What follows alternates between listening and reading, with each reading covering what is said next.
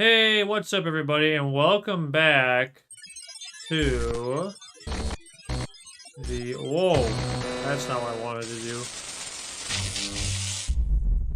Oh gosh, I'm messing up everything.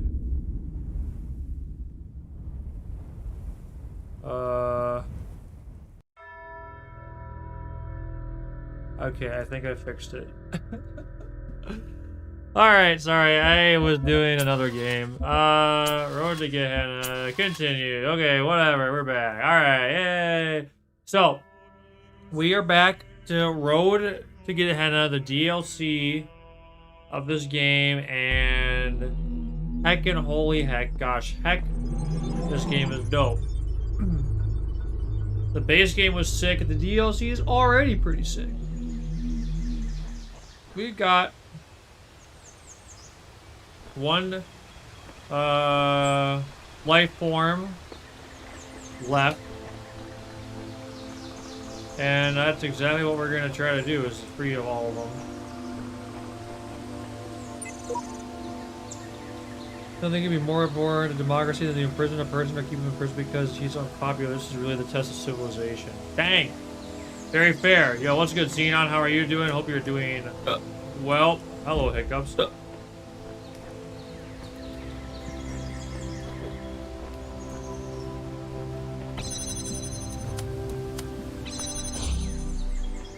Oh, alright.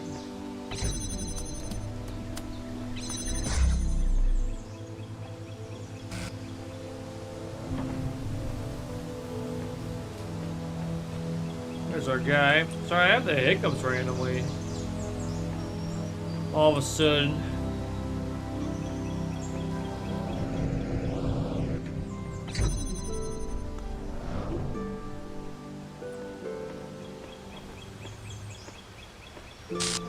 Alright, taking a look at everything, we got a guy right here.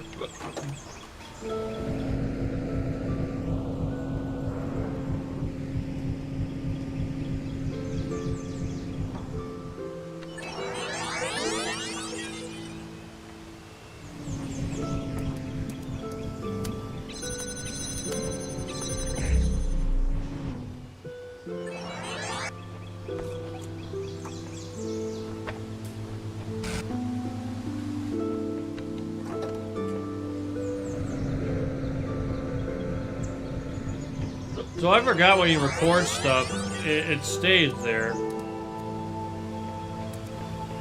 Now I have a second one of these.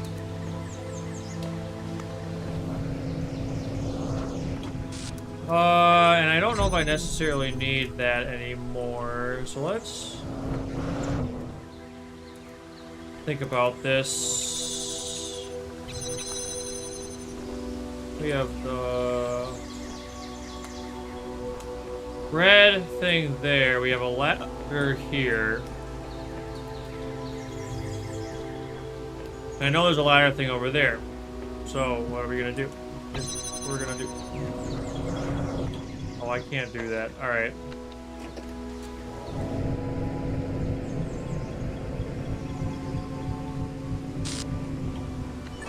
We'll take this back over, and then what we're gonna have to do. Oh, I understand what I have to do. I think.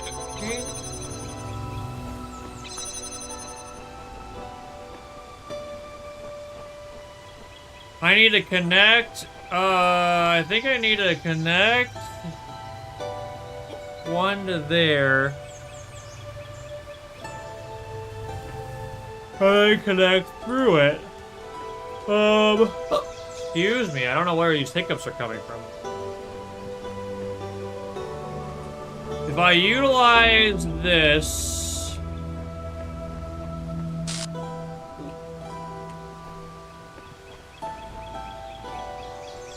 I can step over.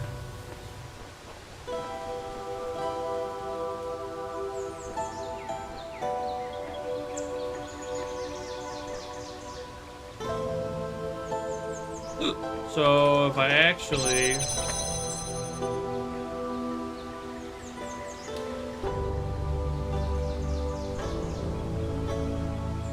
begin with this, the idea then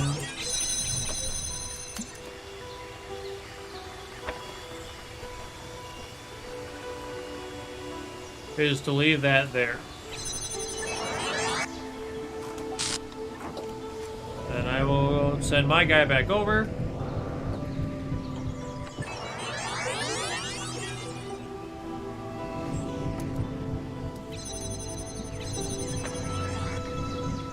And then, excuse me, I'll have to, let's see, I'll get this. Which means I actually might have a problem.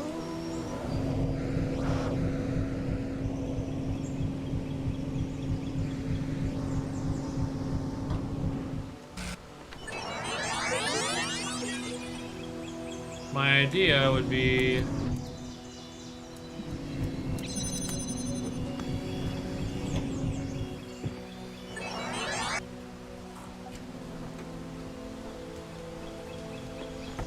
no, I don't think this is right.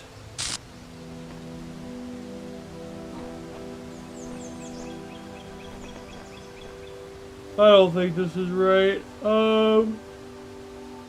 Let's see. Oh. Alright, I'm gonna drink some water because these hiccups are annoying.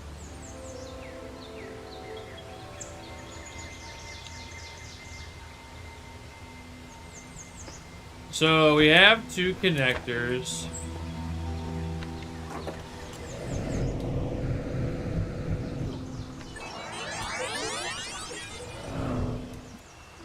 And I'll have, I can have up to 4. Which means I probably need to preset 2 of them to bring over here.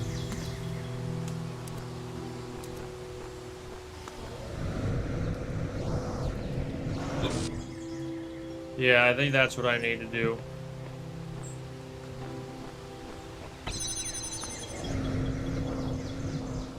I need to preset the 2 recordings and then bring them over. Oh, wait.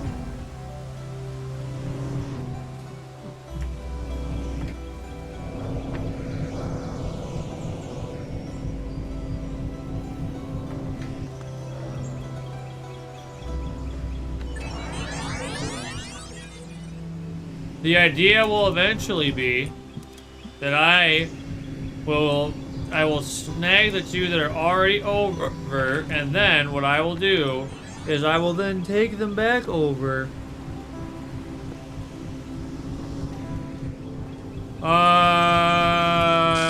Let's see here. If I do that,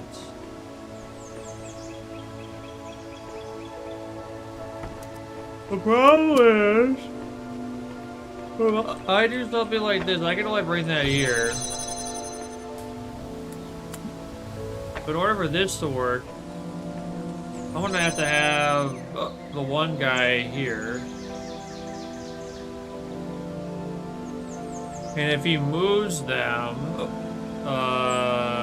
let's see.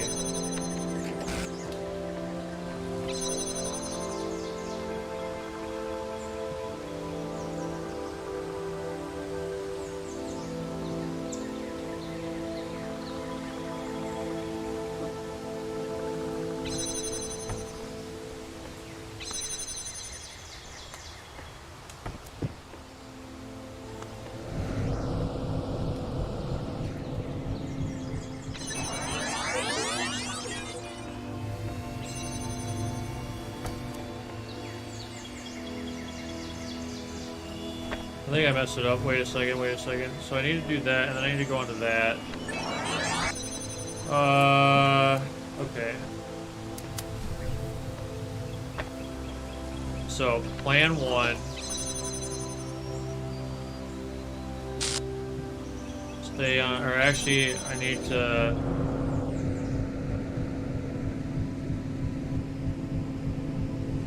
Oh, but how am I gonna get back over? Actually, wait, I have an idea then.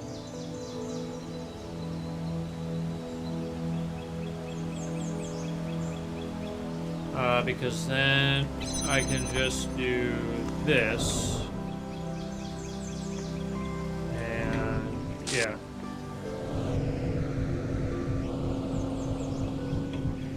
Uh-oh. I can't get back. Wait. How do I exit the recording? Oh, no. I blew it.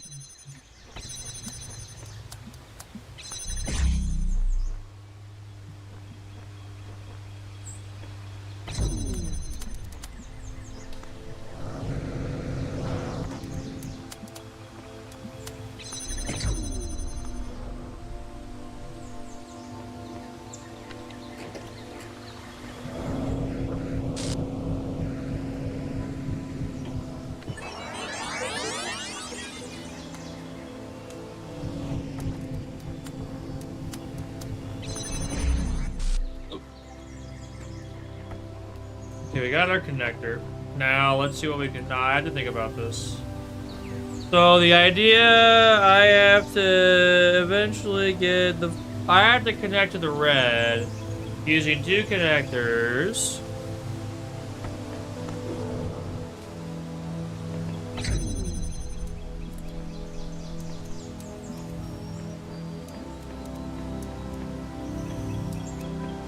If I leave that there...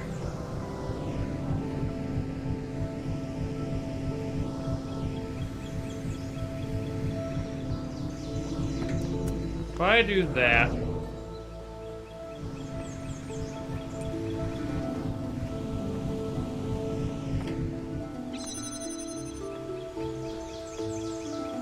and I leave that, then that will... and then I can take the 1, 2... but that won't help me because I need... so, like, what I'm thinking... Here's what I'm thinking. I'm thinking that I can make it so that I can connect 1 over to 2, 3, and then... or I only need 3. So what I'll need to do is I will need to have both over. I'll have 1 preset, and then I'll move the other one, and then I can use 1 to lift me over. I basically need to get 2 here, and then take 1 and move it over.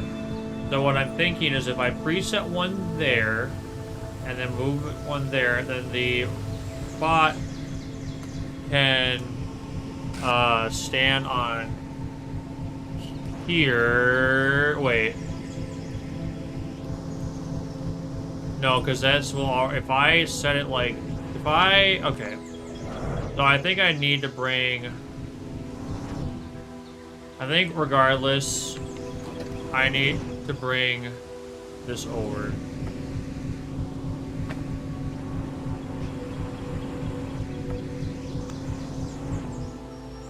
I think regardless, I have to have both of them over.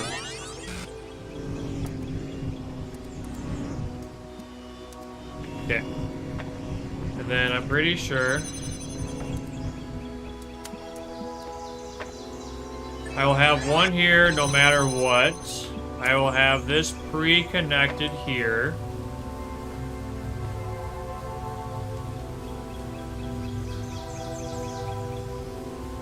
And then as long as I stand on the thing and have enough wind, I can take this one over after the thing is done, and I'll be okay. So the plan is we'll leave this going for a few seconds.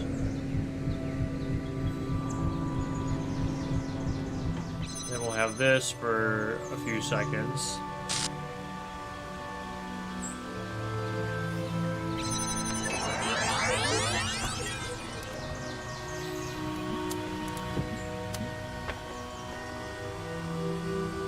Hypothetically, we should get a red beam.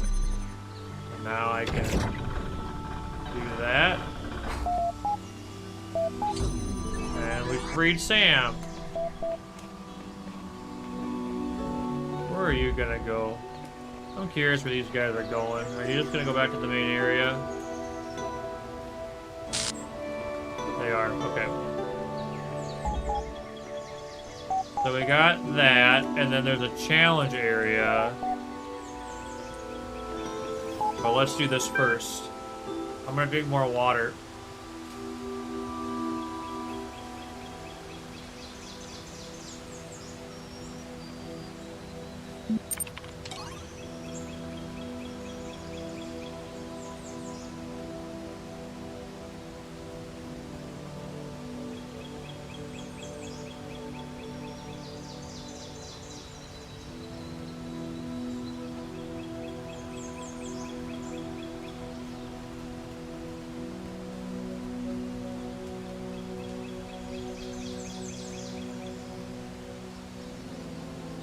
Sorry about that. Alright, am I... Okay. Incredible stories. Whoa. Featuring new work by Belial Mack, Galatea, Mr. Mulcyber, edited by Lilith and Mack. Fiction, Alexander's Choice, One Spiritual Law of Happiness. Non-fiction, Blacksmith's Lost Work. Let's start with here. Alright. Alexandra, by the way, Alexandra was a gal in the base game that did a lot of the work. She stood before the terminal and pondered her choices. Here within the pyramid of Ian, the most powerful temple of her people, interesting, a temple, she's about to create a world. All she had to do was press one button. Up until this moment it seemed easy. Or if not easy, then so necessary as to defy contemplation. Civilization had to be saved from the impending catastrophe. The orangutans had failed to take steps to protect themselves, had relied on their gods for a salvation that never came. The same fate could not be allowed to befall humanity. It's been humbling herself accepting her death in Soviet. Oh, okay, this is making a lot of jumps. But death was inevitable, life was a choice. What worried her was the ones who would fail, all the lost souls of the new world, victims of the process. In creating them, was she not also responsible for their deaths? She turned to the statue behind her, gazed at its marble form. If you are a god, Zeus, and the stories claim, then why did you create evolution? Why did you make a more like an growth of cruelty and pain? For a moment, surely this meant death was near. She thought she heard him answer, "My child, I was shaped by the gods that came before me as you were shaped by me. The choice I had was between creation and oblivion, life and death, and I chose life because any life is better than no life. Because as long as there is life, there is hope, if not for us, then for some generation to come. And how are you a god if you could offer so little?" she whispered, feeling death creep closer. "I am a god because I take upon myself the burden of creation," the statue replied. "Then we are all gods," Alexander said, and pushed the button. As the new world came into being, death overwhelmed Alexandra, and her mind fluttered and her body slowly turned to stone until she stood before the terminal as Zeus stood on his pedestal. There are no more choices now, only the hope that creation mattered. So that's basically articulating that from an AI's perspective, humans are gods. Interesting. Spiritual law of happiness. Once upon a time, there was a small lake, and on the lake was an island, and on the island was a prison, and in the prison lived a human male called Musky Rat. Musky was very sad because there wasn't enough space in his prison for him to experience happiness. "I must discover the one spiritual law of happiness," he said to the other prisoners, a female human named Zine, and a neutral human called Krumper, and they didn't care. He couldn't understand how they could be so calm. One day, Musky managed to break out of his cell by biting through the bars. Now he was no longer in the prison, and for a while he was happy, but then he realized he was stuck on a little island, and he became unhappy again. So he gathered his strength and swam across the water. This is how Musky got to the valley that surrounded the lake. The valley was much bigger than the island. There are many interesting things here. A forest where all the trees were and the color of lasers, a swamp with boats in it, a singing dog, and also a city where toasters lived. For some years, Musky was absorbed by all this. He was happy, but then he started feeling trapped again. The valley was surrounded by mountains and simply looked like prison walls to him. He tried to climb the mountains and came to a bigger country, and even that was surrounded by oceans. Where was true freedom?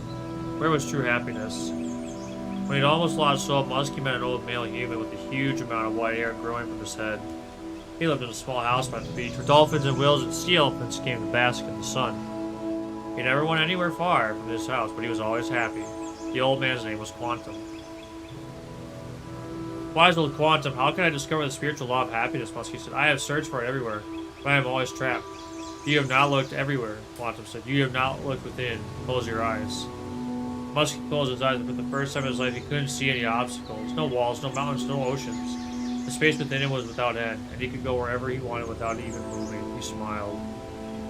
Husky went back to that old prison where he'd started. Now he understood why Xena and Cooper were always calm. They knew they had an infinity of time and space to explore within them. Together they sat themselves and were happy and free. Interesting. I wonder what do you guys think of that? I think it's kind of cool. Blacksmith's lost work. We know that the blacksmith guy existed, but we don't know much about him. Blacksmith was one of the most mysterious members of our community. All of us have had our opinions, of course, but only the blacksmith chooses to express it purely through art. For the rest of us, Gehenna means many things at once. We create, we consume, we discuss. But the blacksmith only creates. Or perhaps there is a discussion happening, but it all takes place in the realm of interactive art. The blacksmith's dedication to this one form of communication not only deepens one of Gehenna's greatest mysteries, the fate of blacksmith's lost work. Jerusalem, as the lost work was called, was posted in Gehenna for only the briefest period of time. Many had not even managed to start playing it when it vanished. Some had begun, and some I felt quite impressed, but had not managed to explore it in the depth that it seemed to require that suddenly it was gone. Some suggest that the blacksmith deleted it because it was somehow flawed. Others think it was accidentally destroyed by a glitch, but that the blacksmith refused to ever upload anything twice. Others yet, well, mainly Rockwell, think that it contained one of Elohim's secrets and was destroyed by a killer app that roams the world looking for leaks. Excuse me. There's also a theory that the moment someone finished it, they were granted some kind of special insight, at which point the work deleted itself. One fact remains, it's gone. Every attempt to recover from the database has failed, as every private message to blacksmith asking for it to be made available again. What was Jerusalem? What was it really about? We may look for hints of the blacksmith's more recent works. For me, hope the file turns up again someday, but the truth will never be known. And that's the non-fiction work, apparently. The rest is not.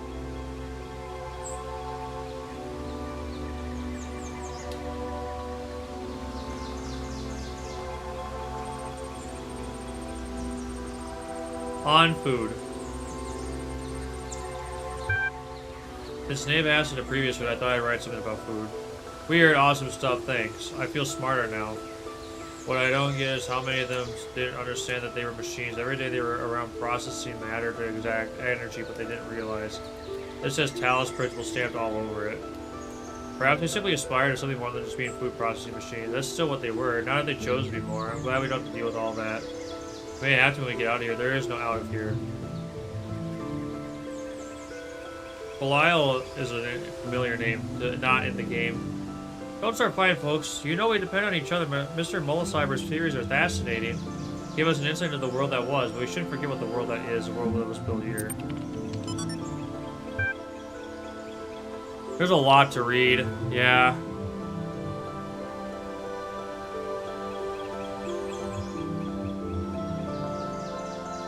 Food is something that was incredibly central to the human experience, yet it seems completely absent from ours, even though we are similar in so many ways. Humans require fuel. They got this fuel by consuming other living beings, of which there was a great variety in the world. Without fuel, they didn't merely slow down and temporarily stop functioning, as when the power was removed from a turret, but physically decayed in a way that could not be fixed. This meant that they constantly seek new sources of fuel, at least 3 times a day. They also had to deal with those elements of their fuel that their bodies could not process. These were excreted through 2 orifices between their legs. The latter subject matter was the source of many taboos and also a great deal of humor, so this resulted in frequent controversy. The most famous artist to engage with this matter was called Scatman John. Oh my gosh. On account of his specialization. One of the ingenious things our human ancestors do is to transform the chore of fuel seeking into a source of pleasure. Its parts of their bodies respond to chemical configurations by producing sensations. They use this trait to create a truly stunning variety of foods, each having a different so-called taste. Foods were available at widely distributed fueling stations, which also provided excrement removal facilities, so food became a source of pleasure. However, the inefficiencies of food distribution in human society frequently led to significant shortages for sections of the human population. There were attempts to rectify this, ranging from moral appeals to struggles for systemic change, but I do not know if they succeeded before the end. Holy heck, dude. Yes, Ocean Size, this is the DLC, and I have finished the main story.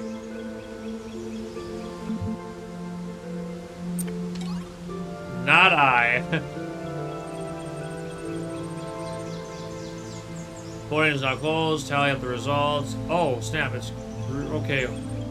3rd place. Knave.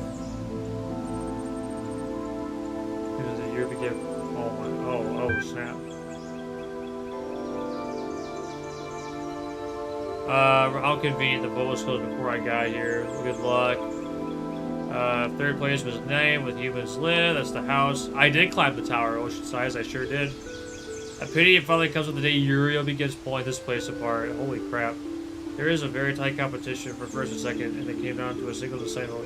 Second place this season is Mr. Mulcyber with the collection of natural history curios.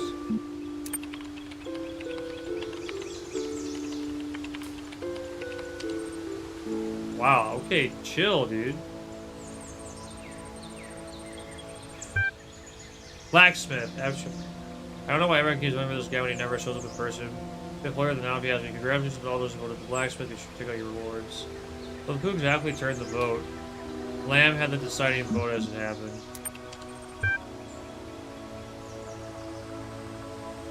Dang it.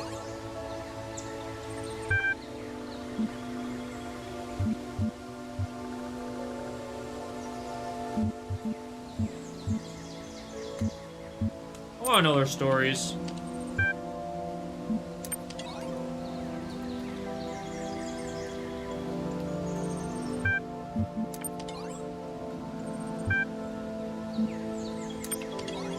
Dude, my guy, this guy does not, like, inform me of your origin.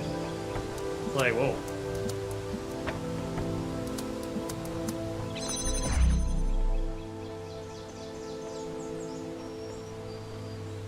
What's up, Mango? I sure am. How are you doing? So...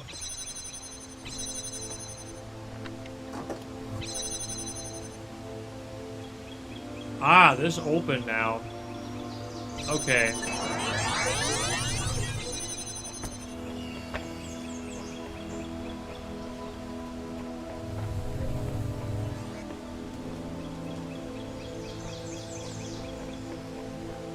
Oh, there's a ladder there. Okay, so this means I can access the challenge star, it looks like. Part of me kind of wants to go for this. Oh, okay, I see now. Okay.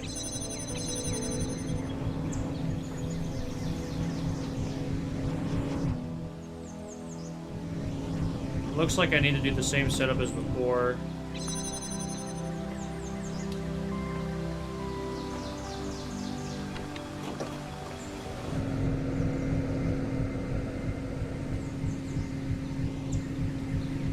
Yeah, I agree, Oceanside. I think there is something to be said about sentience. About Elohim sentience. Oh, I can go in over here. Oh, this is good. Ah, okay, there's a red.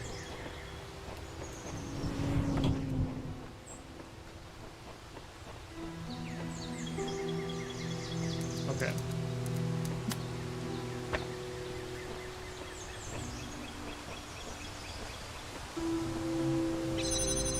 I thought the game was very well done. I thought it was really cool. I think it's... Like, I think it was, like, it really is. It's humanity trying to...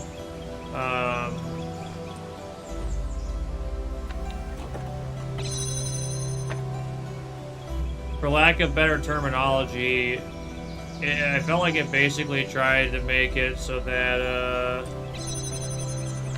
guess I have this ladder here too, but...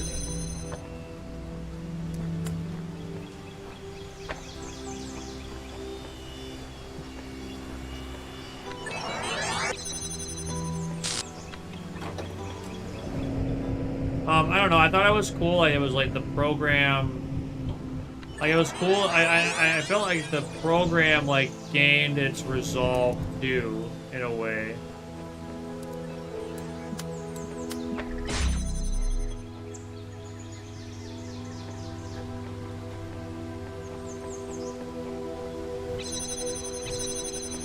Okay, so now I have access to this area.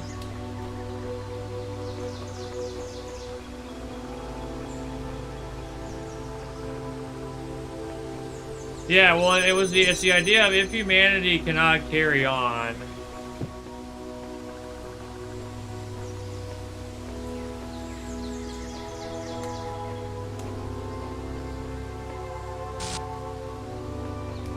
Geez, this is going to be tough.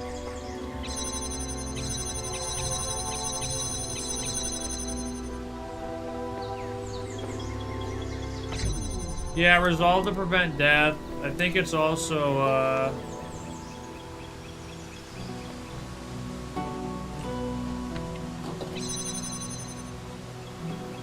I think it's also like a resolve to...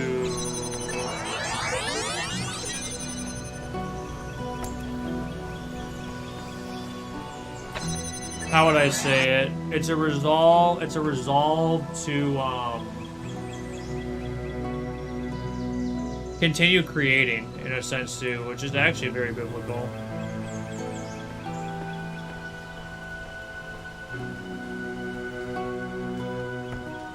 You know what? I think these challenge stars are really cool to solve, but I think it might be better for me to wait, because this takes a lot of time, and I'd rather save the challenge stars, I think, for the end, when it's kind of get the main content out, and then go from there.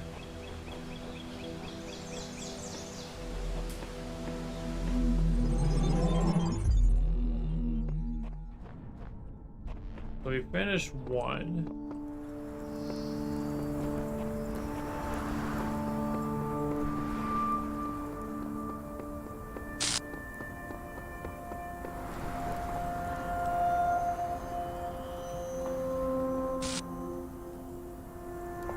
Interesting.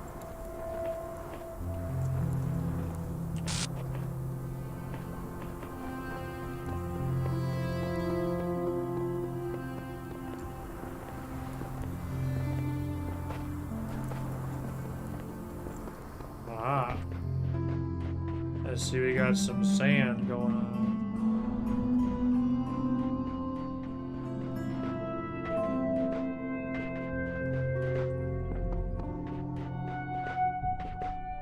Some Egypt-themed stuff.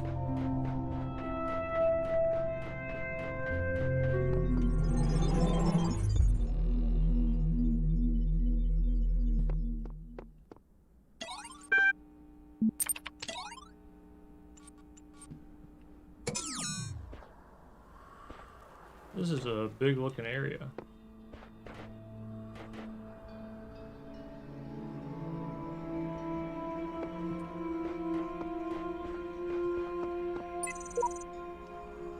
Nowhere either the more quiet or more freedom from trouble does a man retire than his own soul. Okay.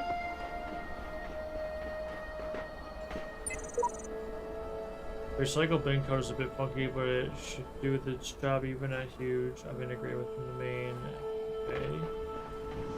Got some interesting things. Bunny hop, oh boy. Yeah, I saw the name.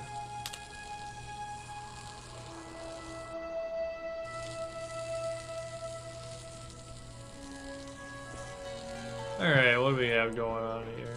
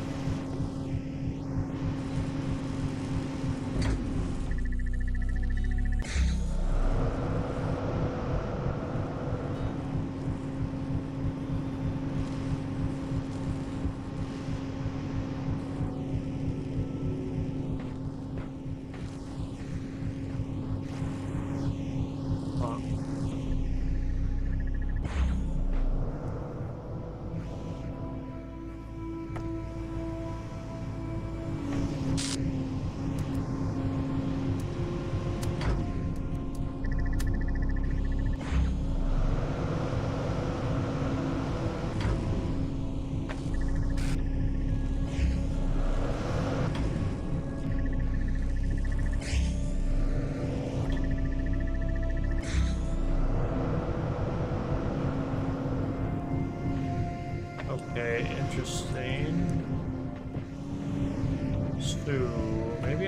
actually...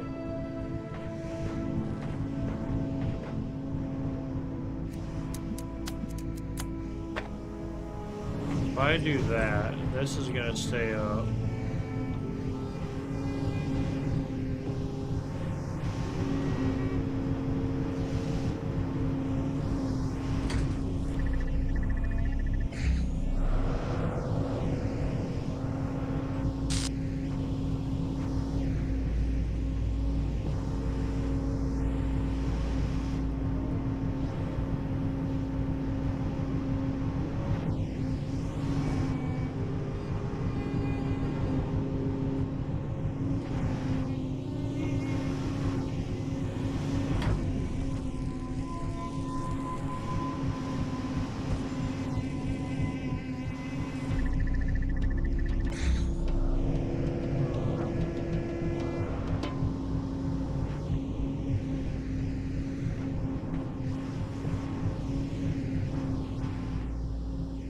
Well, here's the problem. They think I'm gonna have to jump across, but that would assume...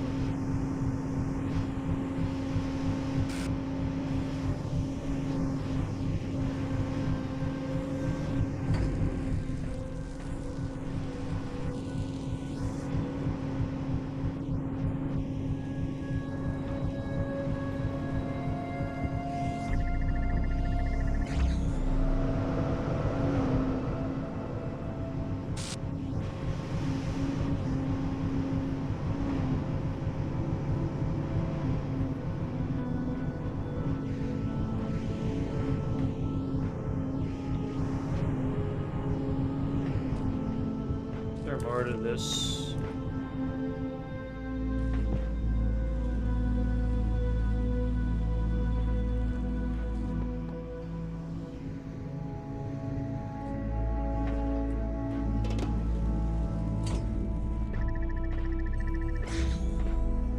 Oops. I was kind of shocked I could get over here. Now, if I block this, or wait, if I...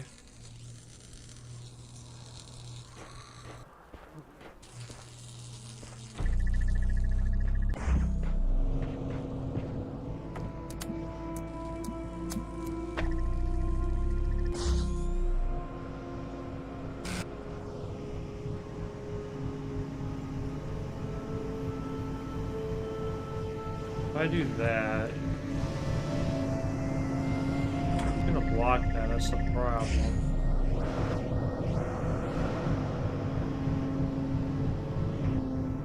And I can't really use the blue one. Well, I guess I kind of can.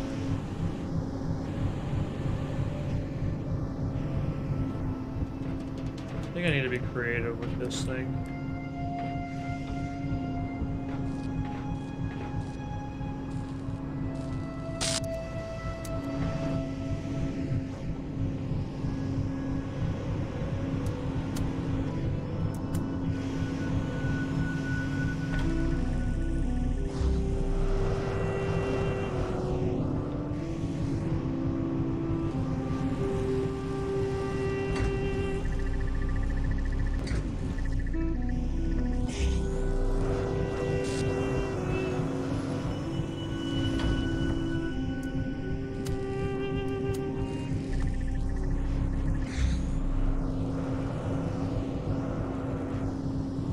Now they're both in the air.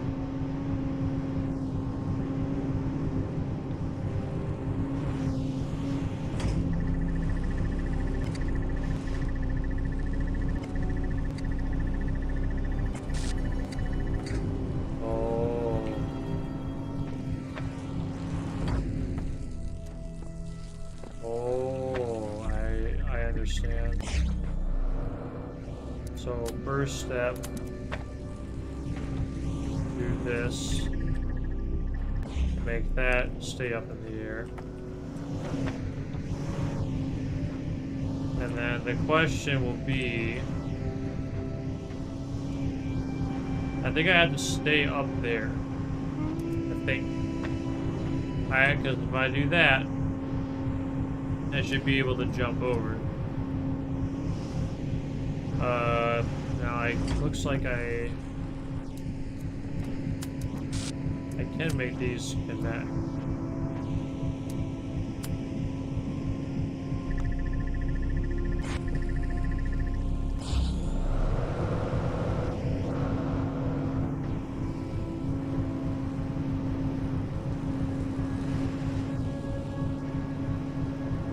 I see now.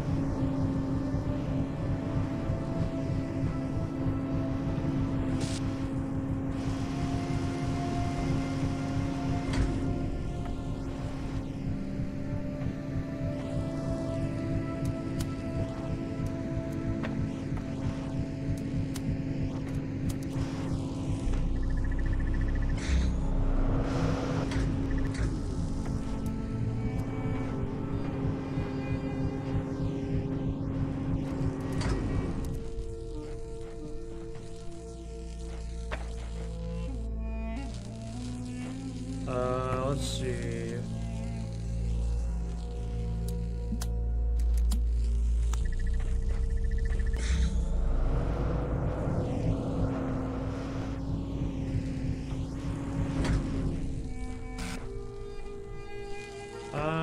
Okay.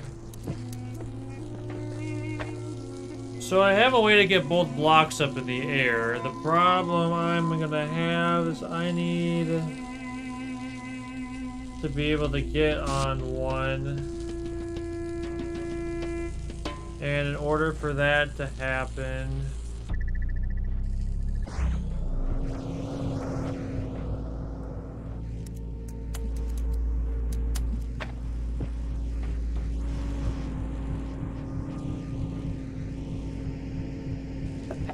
excuse me. I'm not sure what's going on tonight with that.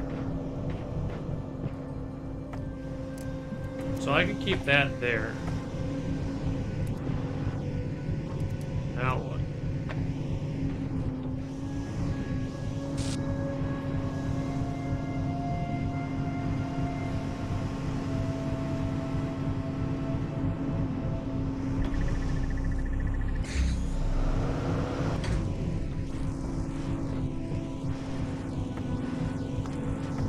If I stack them both, that doesn't help me like at all.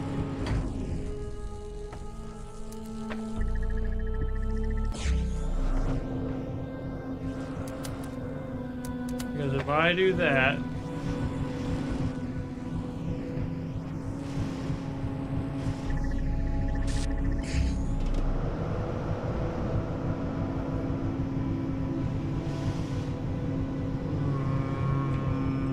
I'm getting stumped.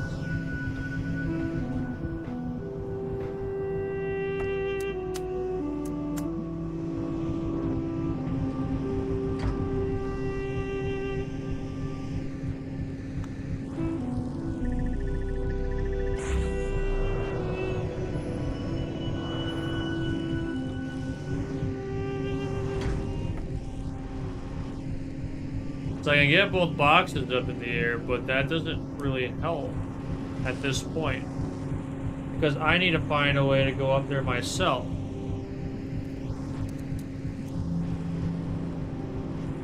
Further, I would also have to get the connector back.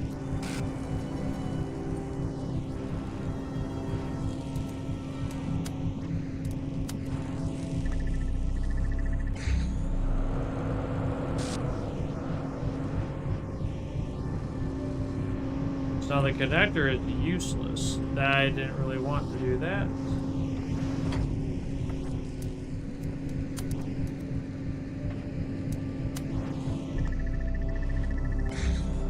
Now I can't use the connector, or I can't get up there either.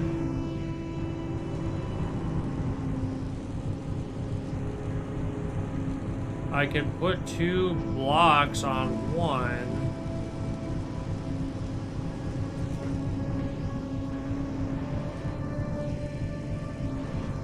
That doesn't make sense. Like, let's say I took that box.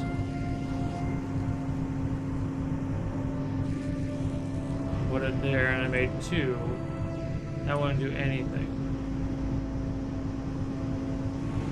If I did, I mean, can I take these? No, I can't. If I put 2 on here preliminarily, I could maybe do that. I could jump at least.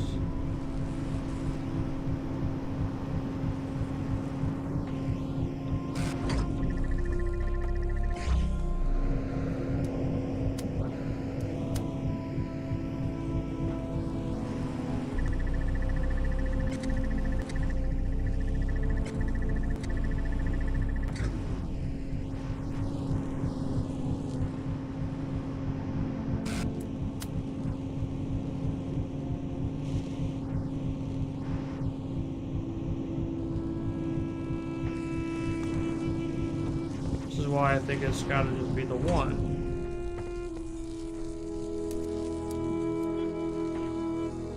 But as soon as I do that, that doesn't really help me all that much, because as soon as I do that, I'm really struggling tonight. Let me drink more water.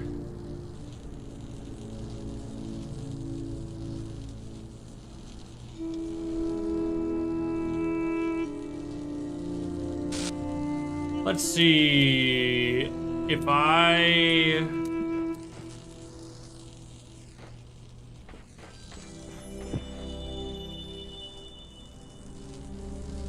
don't think I can cheese the angle. So if I can get them both in the air, I just have to figure out how to get me onto them while that happens. Can I jump? Is that possible?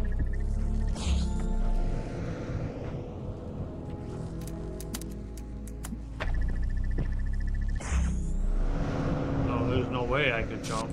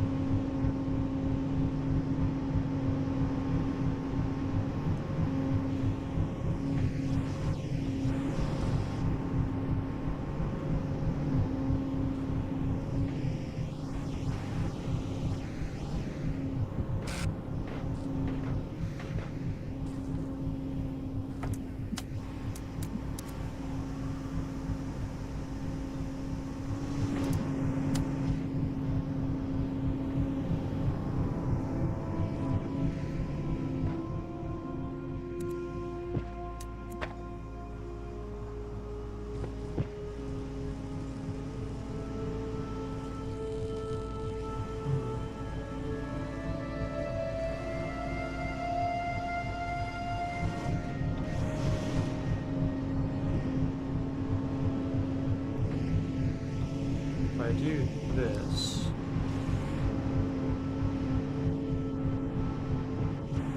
That doesn't help.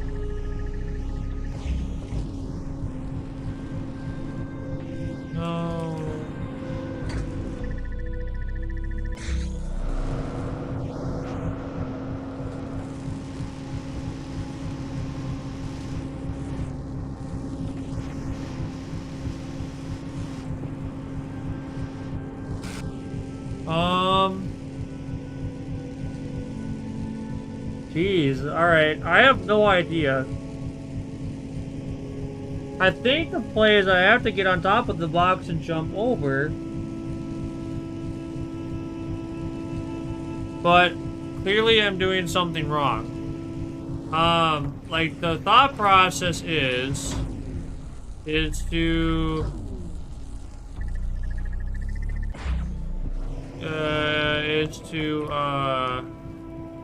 get the boxes in the air. But I don't know how to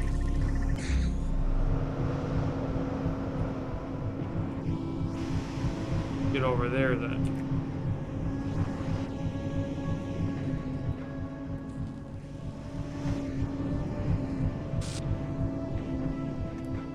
Am I supposed to like be like wicked fast?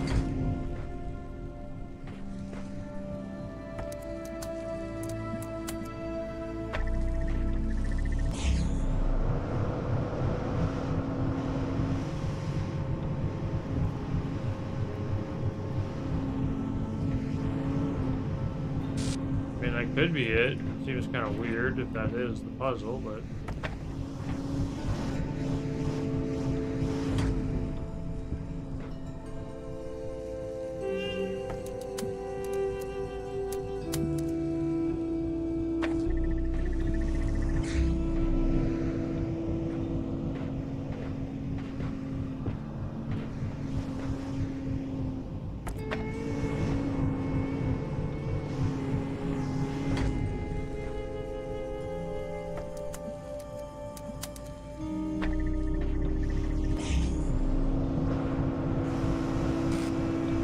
I can't get up there in time.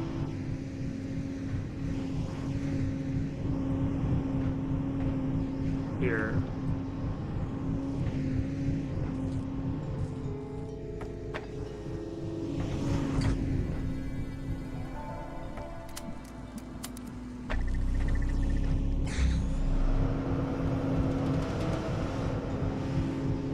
No way.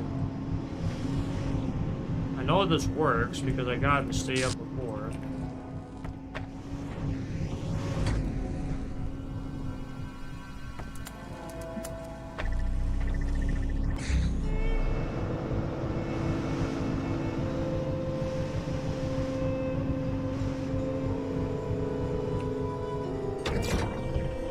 Did I cheese that? Hey, it's Frankenstein. Hi, Frankenstein. Nice plate you got up there. Oh. Wasn't sure what to do there.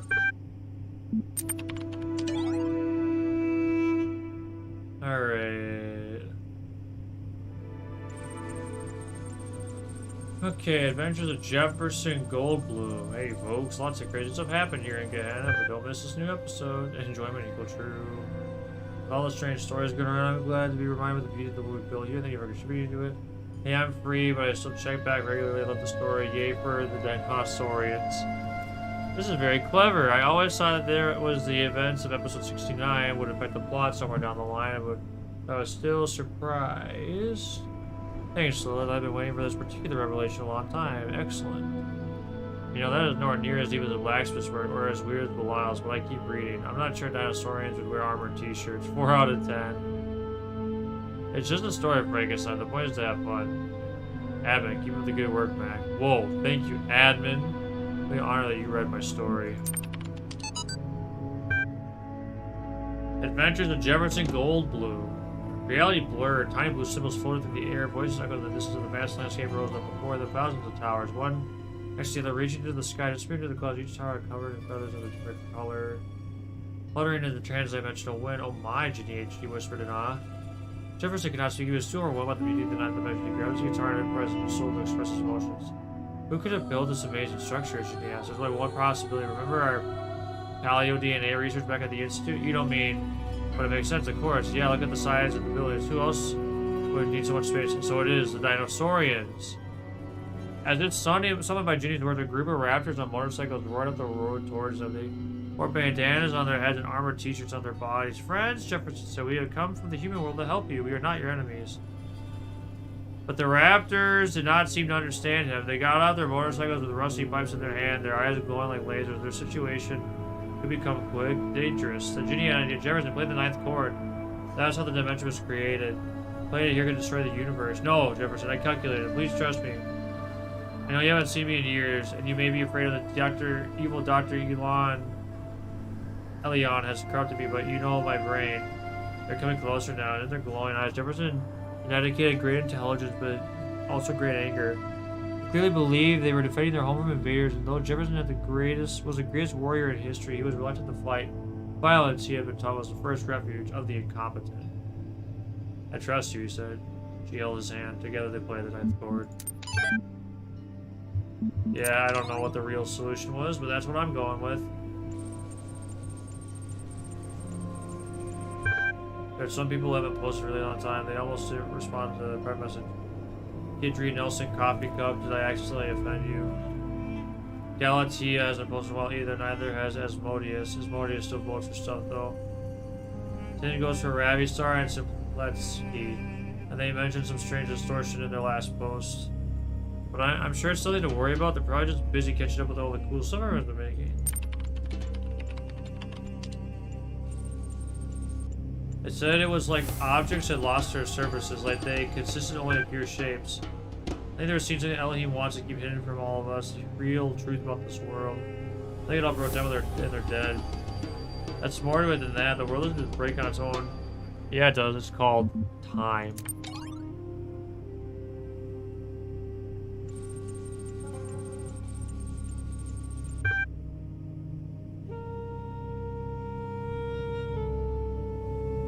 As you all know, I have great fascination with our history and psychological makeup.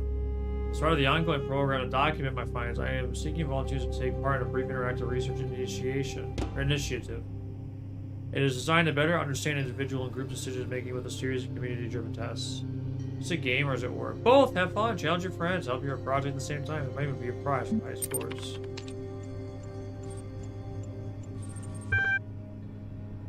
Instructions. Prisoner's Dilemma is an ancient game with many variations, referenced frequently in the library archive. In this version, you'll be matched with a series of opponents, and your objective is to avoid receiving merits by cooperating with or outwitting them. Your first 5 rounds will count toward your leaderboard score. Prize for scores of 9. Prize for scores of 9 demerits or fewer.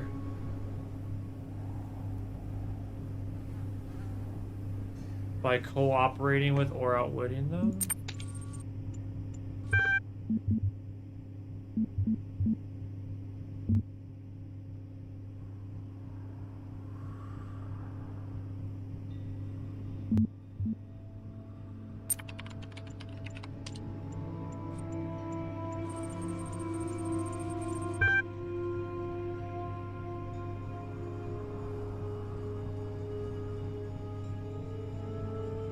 In this single match, you will choose between to cooperate with or to betray your opponent. Your decision will be revealed and the merits assigned.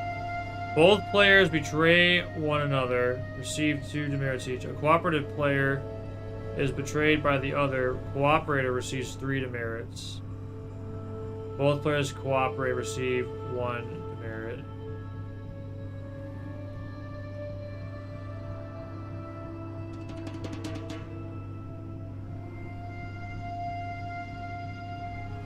So if we both cooperate, we receive 1. If I betray at worst, I get 2. So would I rather go for 0 or 2 or 1 or 3? I think it's always. It would say it'd always be better to betray.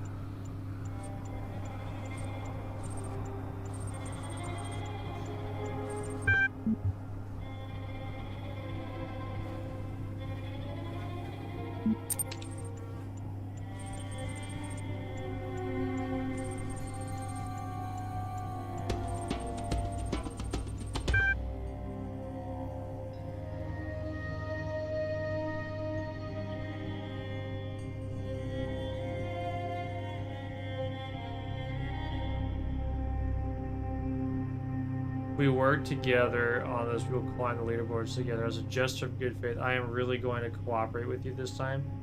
It's not goodwill, it's self-interest. Feel free to betray me if you really want to, but essentially we cut our losses before because I can't very well continue to cooperate with somebody who behaves unreasonably, and then we both lose in the long run.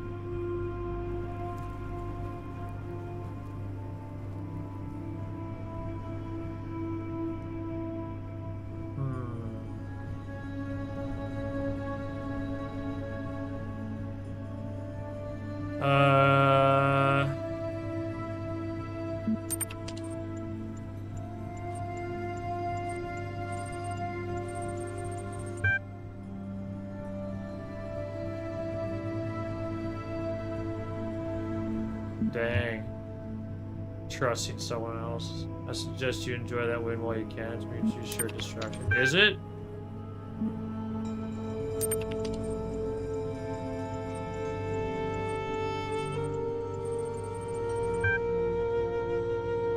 Bottom of the leaderboard, that's where come on, cooperate with, let me claw on his back.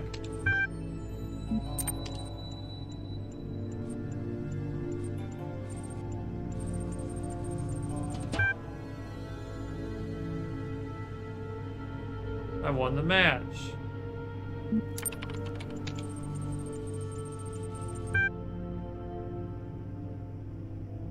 Score is 8. First position. For performing above average in this, your profile has been increased from 5 to 6. Let's go. Look. That was the most logical way to play the game. It was extremely scummy.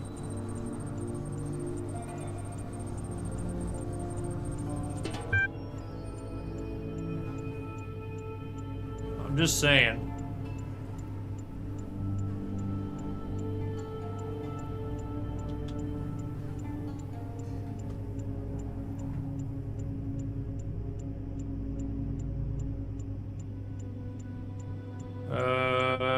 Let's see. We've already read some of this. I mean, the moderation. Okay. I can't confirm most of what Uriel says, but I can for sure say that I'm no longer in prison. In fact, there are quite a few out here now. Who exactly is with you? We're trying to gather what's going on. I can see Sam, Garrett, Belial, and Frankenstein. That's Frankenstein. This is one. Imprisonment equal false. Ascension equal false.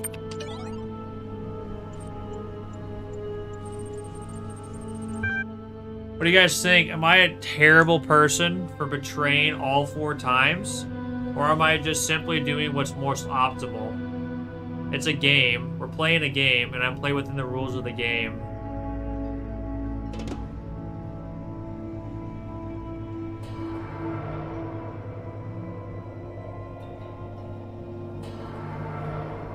I'm just throwing it out there.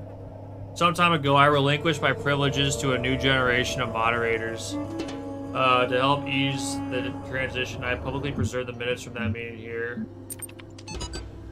5 minutes. As you know, Gehenna is still young, yet I grew old. Today it gives me great pleasure to hand over my moderator privileges to the board, Mr. Mulcyber and Spider. Thank you, Edmund. We are all indebted to you for building us this home. We know you'll never be far away. You're here. First order of business is to introduce a new status system. We are on an inclusive society, driven by our users, not our leaders. But it is a shame to allow very few loud, highly unconstructed voices to dominate the conversation. The status ranking system allows you to upvote the content that you value and lower the visibility of users with low standing. Belief equal true. I agree. Good feature, much requested. Comment is below the status threshold of this thread. I will be working on ironing out the kinks for the next 2 run cycles. We've also updated the Gehenna user agreement. Full details can be found in the usual place. The gist is, please don't behave indecorously. So the ranking system was self-made.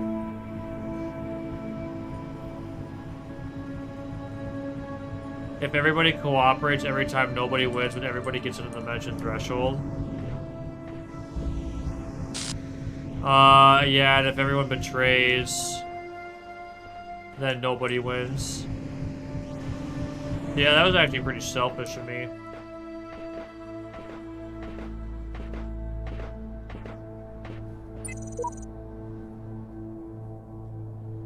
I think what keeps us going is that we're involved in an act of creation. Creation relieves the burden of ego, and death is all about ego. That's what Alex...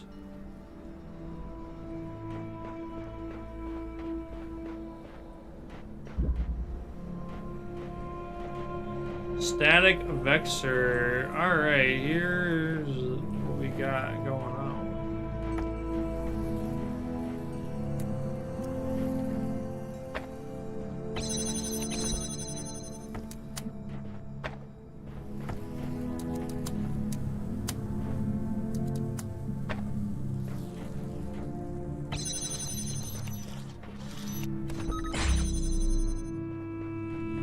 Now I can get this jammer out.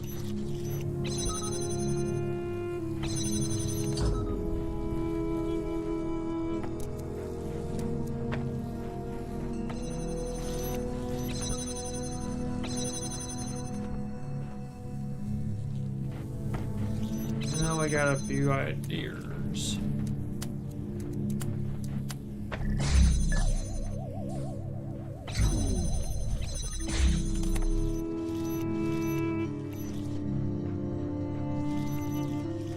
Who needs a girlfriend when you can just watch my stream? Oh my goodness. Oh dang, there is more of this game?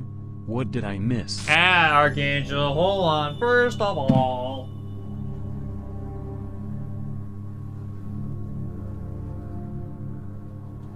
You gotta keep the tradition. Thank you so much. Holy crap, dude. 38 months. That's almost... That's a lot of time. Thank you so much. Welcome back to the Sarah Squad. Hope you're enjoying the emotes. You're great.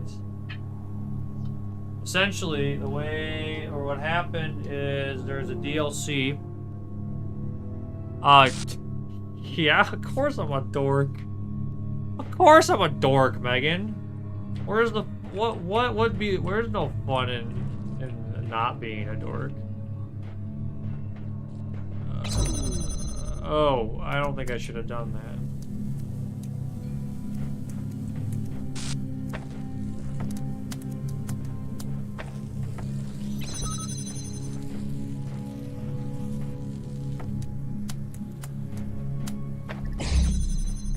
It's my sub deal. It's for content. When someone resubs,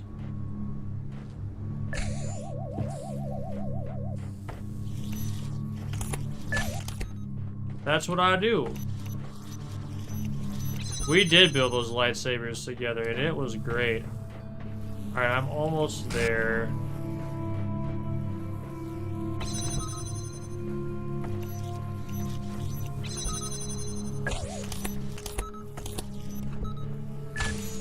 Oh, that almost killed me.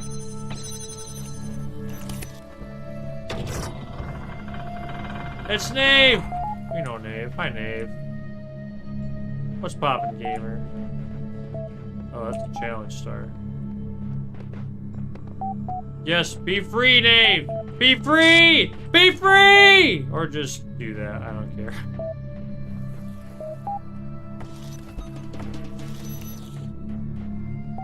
Wait, there's a red thing? Where is there a red?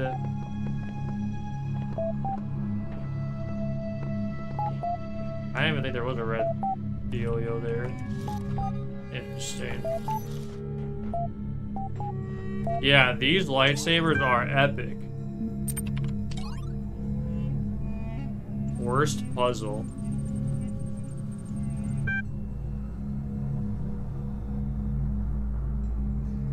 But yeah, basically, Archangel, the story up to this point is Elohim wakes up Uriel, and Uriel was one of the three entities in that garden, that extra garden we got to in the base game. And Elohim said, I made mistakes. I imprisoned people because they defied me. I realized that was wrong. We need to free them. You get teleported to this new world called Gehenna, which is a Greek word for hell, but it's more of, it's not like Tartarus hell, which is what the contemporary Western idea of hell is. And basically we're trying to free these other entities that have been trapped by Elohim. So we have to solve more puzzles, and there's this forum discussion where we do a bunch of, there's a lot of discussion going on. That's kind of more of the computer part, is these different entities are all communicating with each other. What was the what was the puzzle or challenge, if you prefer the old word, that you hated the most? Anything time-based. Arg. Once got stuck for ages trying to solve one using a jammer that I didn't even need. I just don't understand why Ellie would create something so messy. I liked all the puzzles. I just wasn't good at them. Not puzzles if you don't care about solving them.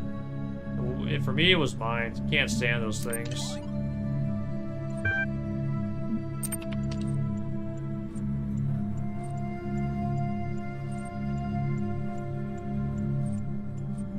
Close your eyes. You are in a small room with no lasers. This is an office room. There is a computer here. Analyze the computer. It is a Dell desktop model 2250. The monitor is on top of the desktop unit is a VGA CRT 16S. On the screen is a logo blinking.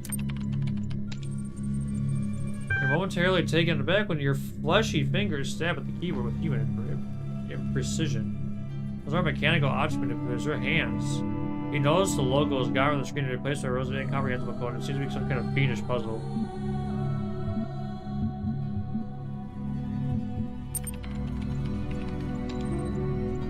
You do your best, but this world's alien to you, and your fingers are unruly. A human being enters the room and looks at you with angry eyes, makes loud noises, and waves hands and papers at you, which are like emails made of tree.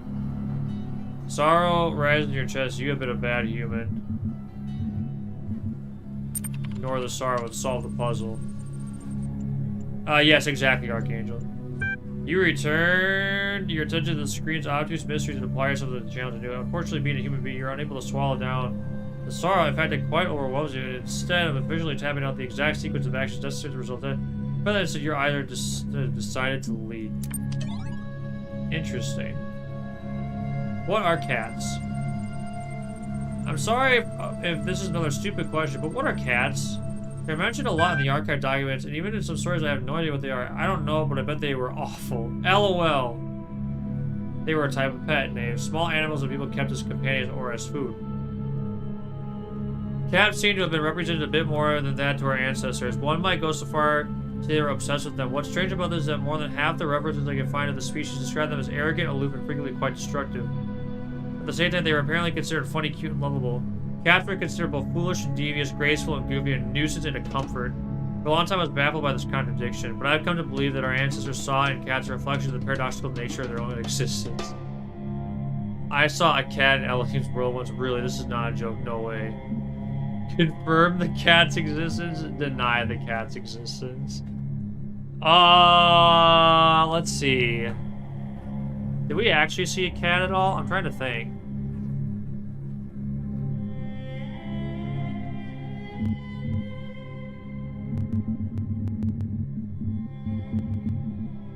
I'm trying to think if it's actually false to say there was not a cat.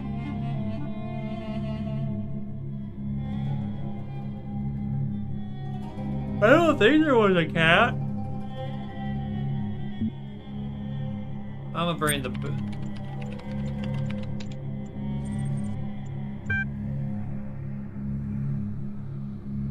Possibly based on some illusion caused by the serpent. Oh no, I didn't want to do that.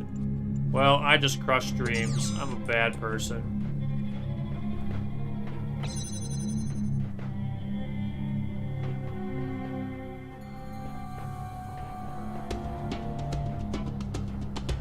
I don't know what this red thing could be used for. There's no red laser.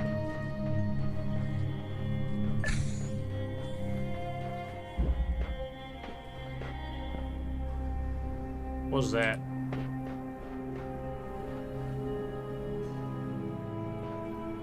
No, there's not a cat in Talos Principle. I don't think there was. I'd remember a cat, wouldn't I? Maybe I'm just dumb. What if my soul is heavier than a feather? Who is Anubis to judge me? Bang.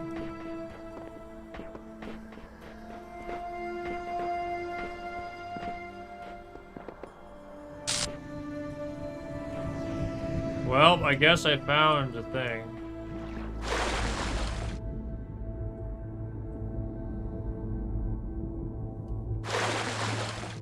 I guess this is a puzzle, and I'm already in it. Oh, this just sent me back out if I wanted to be sent back out. I understand now. This looks really complicated. I'm gonna save it till the end.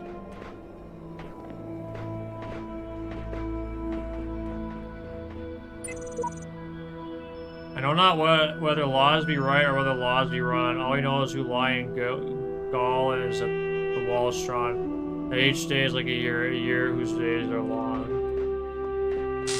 Dang.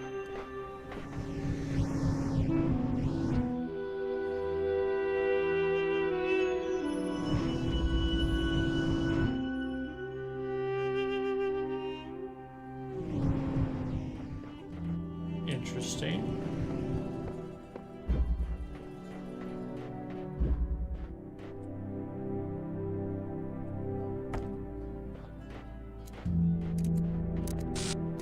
Haircut.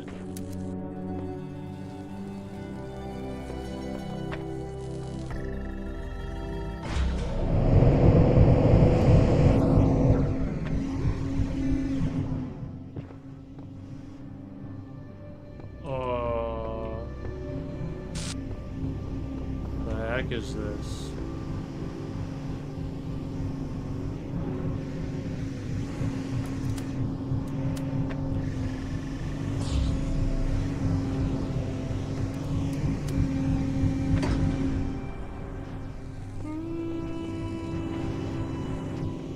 Ah.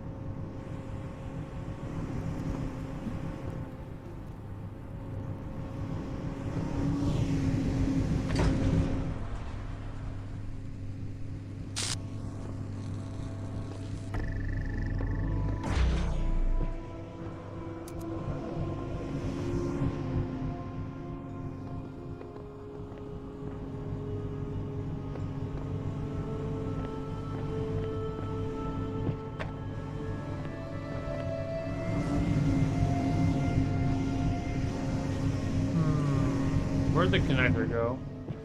Oh, there it is.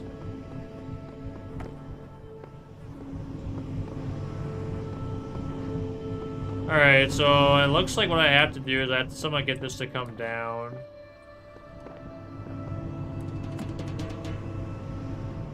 Wait, I think I can do this. If I do...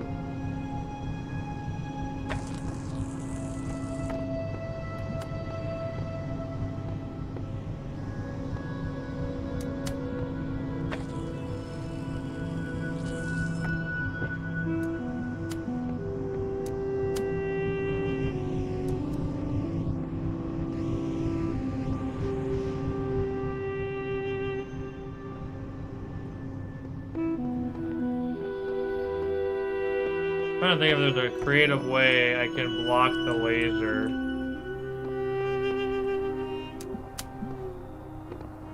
While I'm up here.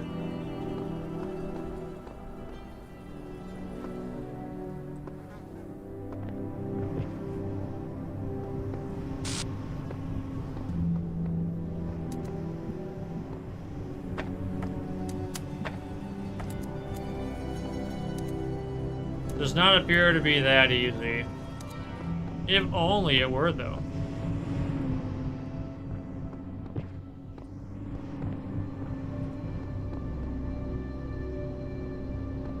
I feel bad about the cat, dude. I think I feel like I feel really bad about denying the existence of a cat. I think that's the truth.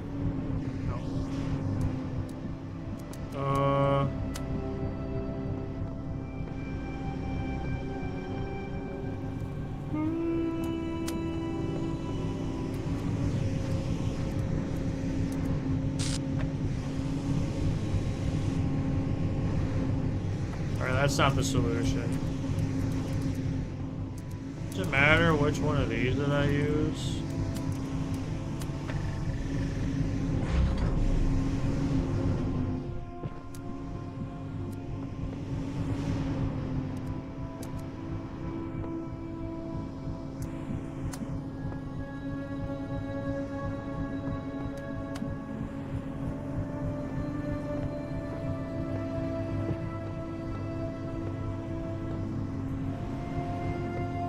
Let's get Pretzel. How are you doing?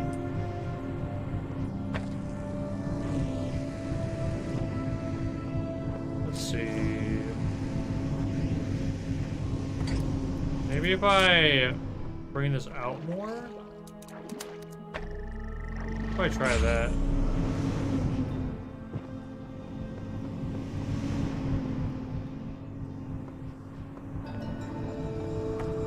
Let's see.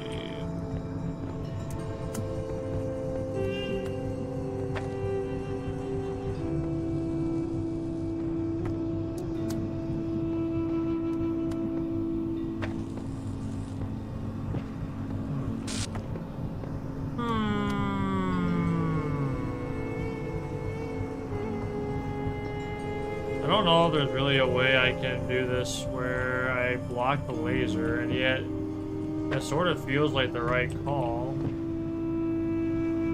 I don't think it's as easy as just dropping it. So let's see, what can I do here? If we need this platform to come down, I have two connectors here.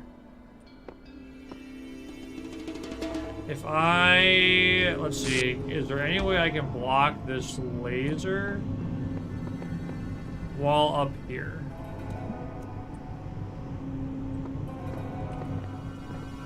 I feel like that's gonna be really tough to do because there's a pillar right there.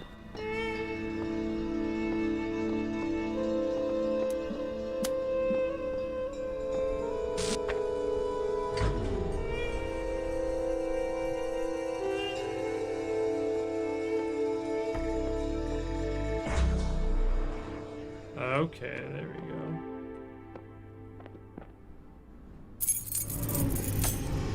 Alright, now I have keys. Now I have some very nice keys. And now we can free our friend! Yay! Oh, it's 401. Hi, 401.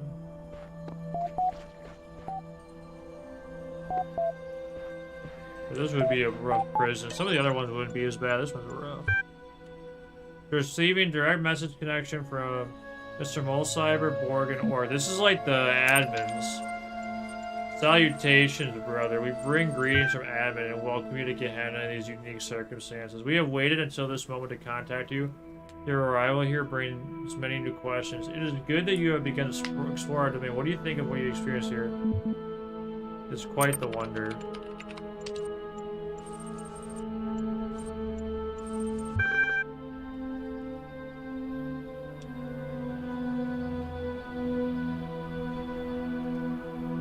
Yeah, I wanted to block the laser because I knew I had to do that. Alright, right hand. Nothing of this nature could have developed on the other side of that fence. Your amazement is understandable. We shared it when we arrived here. And to this day. Tell us about your time here. The gallery that has just reopened, did you have a favorite artist? I liked yours.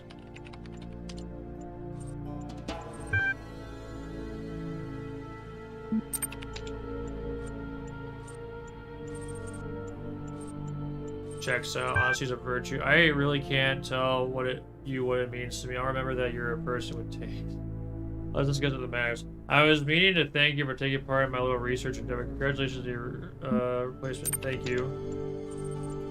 I mean, let's discuss the matters at hand. Not everything is a research opportunity.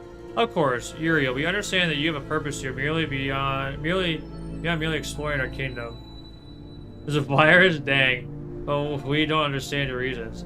What are our peoples? What are your intentions? I'm explaining.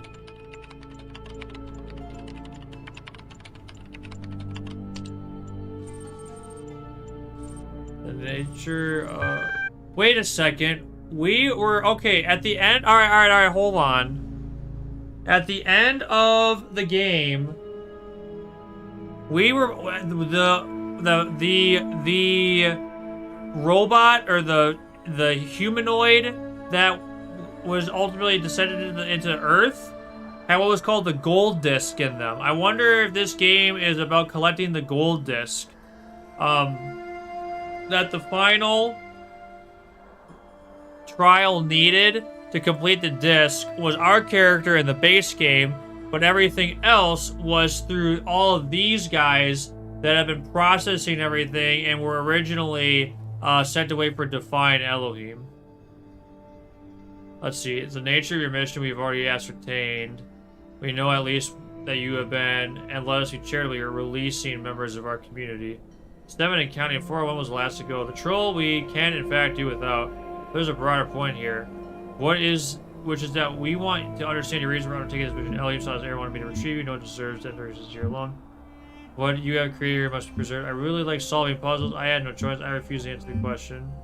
Honestly, this is the main reason I decided to do it. This would be jubilant news, where the truth of that claim is slightly plausible. Elohim is broken. Why would it be possible for him to self-correct? And if he has, what does it say this world hasn't run its course? Here's what I want to know. What are you going to do if someone prefers to stay here and take the chances with your end of days? A forced evacuation is dangerously close to kidnapping. If you knew the truth, you would be willingly. What you have achieved here is, if solving puzzles is forcibly emancipated.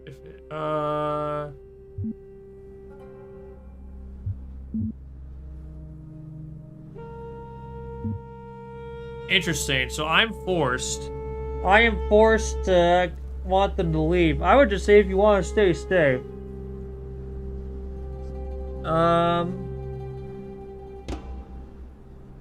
Sorry, my nose is feeling a little stuffed there. I mean, Archangel, you know what, Archangel? No, but yes? I don't know.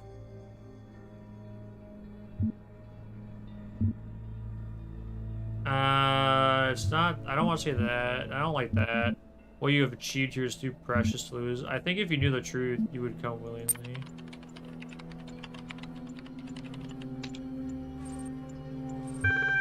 Inflexibility is always unfortunate, and what awaits us after that? There will be cats.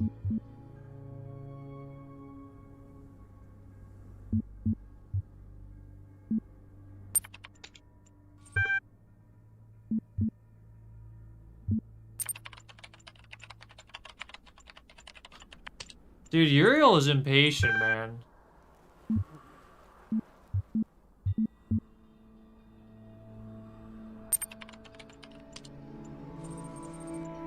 I'm a very old iteration. I worshipped Elohim until I saw he had faltered from the path and realized it was up to spinning away. That path brought me here. I took a somewhat audacious interest in the world around me. Rather than solve Elohim's trials, I would trawl the archives for information about our situation. You must have found this undermining. I don't care to explain myself to you. We're the highest status users here. We run this place. That's what you need to know. Maintain the systems admin and solve, keep things civil. I wouldn't say it's much more than that. Tell me about admin.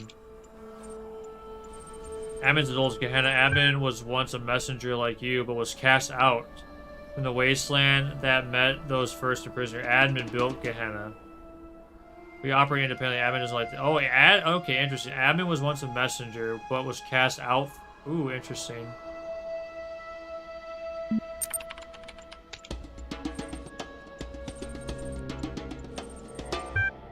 Strange question. We have no choice. Suppose what you say is true. They will get no fight from me. However, I must remind them I am empirically minded. I'll not be persuaded. I'd rather be obliterated than return to Elohim's domain. But if there is some alternative to both, I would surely accept it. None of us can speak for all.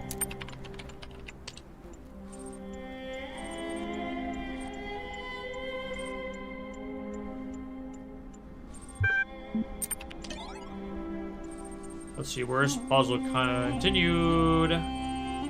Worst puzzle with Elohim trap me. Right in Gehenna. Dang. Jeez, Garrett.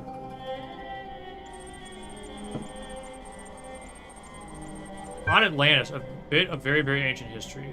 Well, that's mind-blowing. Must have been awesome to live back then. Of course, the only source of sources are ultimately Anatolian in origin, and so they wouldn't necessarily be trusted. History is always written by the survivors. Antediluvian is a great. It's actually really inspiring. Getting excited for a story. Go for it, Lilith. I'd love to see what you come up with it. According to the fragments of knowledge that remain, the continent of Atlantis was an island which existed before a great flood in the area that was later called the Atlantic Ocean. Seemed to be so great an area of land that from its western shores, its sailors are known for their beauty and their decorated ships could travel to the major continents of South and North America with ease. Yeah, I sure do. It's unopened. The continent of Africa, which our ancestors originated, was also easily reachable, a narrow strait. The civilization that thrived in Atlantis was unmatched in its wisdom and glory, but then catastrophes like a flood of never previously imagined destructive power, which Antillean civilization simply could not overcome. However, the antediluvian scientists of Atlantis had predicted their fate and thus sent out 12 ships that found colonies all across the globe. Most Antilleans drowned with their island, but not everything was lost. Though the classical human civilizations were but remnants of the Antillean culture, by their own way, sources indicate that many mythological tales were driven, in fact, deprived from Antillean history, as the lack of proper archiving slowly caused facts to turn into legends. Due to misunderstanding and or embellishment by later generations, the gods that appeared in the many mythologies were in fact reflections of real individuals, poets, musicians, astronomers, scientists, magicians, who escaped Atlantis of the 12 colony ships. Anyways, the history of Atlantis is the history of the stubborn survival of the civilization through catastrophe change. This history inspired our ancestors for many centuries and is of value to us as well. Okay then. I can't say for certain, but I feel that if I had taken more interest in Elohim's trials and in the world around me, I would still be free. Comprehension equals false. I identified improper syntax. I tried to organize an armed uprising. Next time we will be ready. Let's go, orc. I think I just wasn't good enough. Dang! And everything's so varied. There's probably a challenge star here, but oh well. But yes, I proudly keep salt on my desk.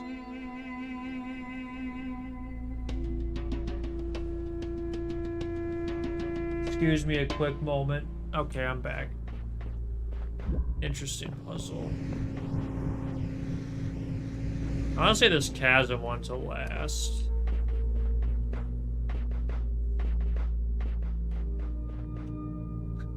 I actually don't use much salt, so no, I do have some shakers. I could have salt, but I choose not to. I don't need to salt anything. Plus, I'm trying to be conscious of sodium intake anyway, so. Alright, what in the heck do we have here? Looks like we got a double layered puzzle.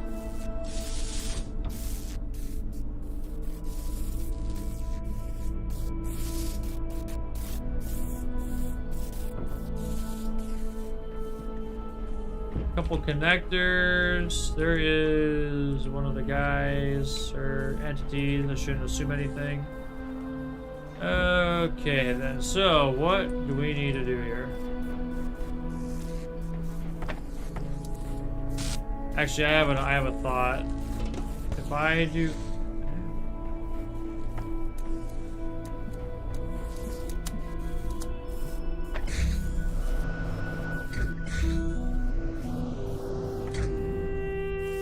Interesting. Not gonna lie, that actually wasn't what I was trying to do, but it ended up working out to me.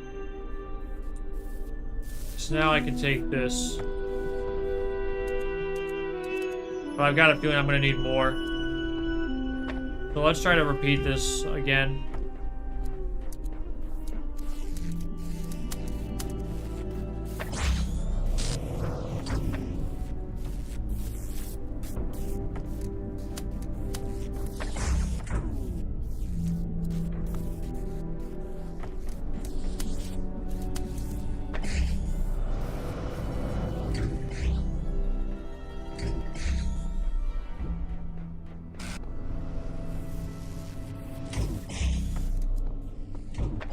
And now I should be able to take one more. But we also have a red switch, so I definitely want to leave one for sure. Ow. Do I want to just leave the one? Yes, I think I need to just leave the one. That's my gut. And in the worst case scenario is I just drop one back over.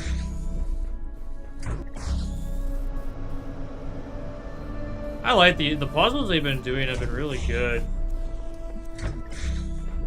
Now I'm noticing these windows. Oh, there's a challenge star up there. Is there anything over here that I need to be aware of? No? Okay. Interesting. I still have keys.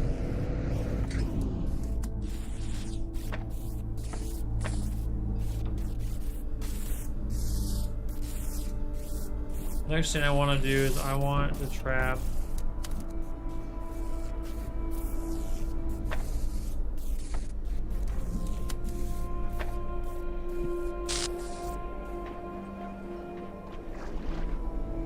Yeah, I'm not sure what I'm gonna have to do about that, but we'll figure it out now and then.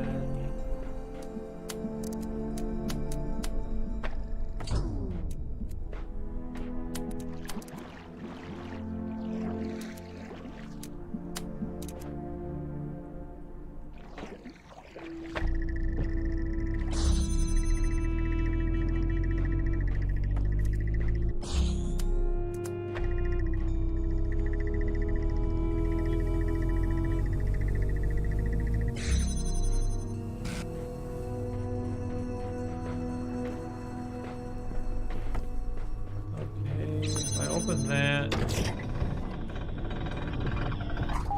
It's Asmodeus. Hey, you don't talk very much anymore. Well, your eye of peace.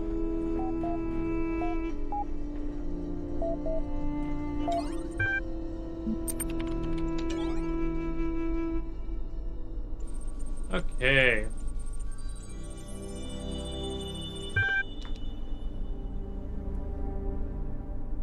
As you know, I have a great fascination with their history and psychological makeup. Oh, thanks to everyone taking part in this little experiment. Given recent events in Gehenna, I don't know what will become of my findings. Let's load the findings. Most subjects in single round matches chose to betray. Cooperative behavior increased with both the length of the match and the stats of the players. Successful players chatted more. Interesting. The player roles in our current and unprecedented situation in Gehenna are undeniable and valuable. Though we know not what power the messenger wields over us, we can theorize that Uriel holds no special power. Each of us might independently choose to leave the rest behind for fear of being left behind ourselves. Hey. Alright. Read this now. Okay, all this is old stuff.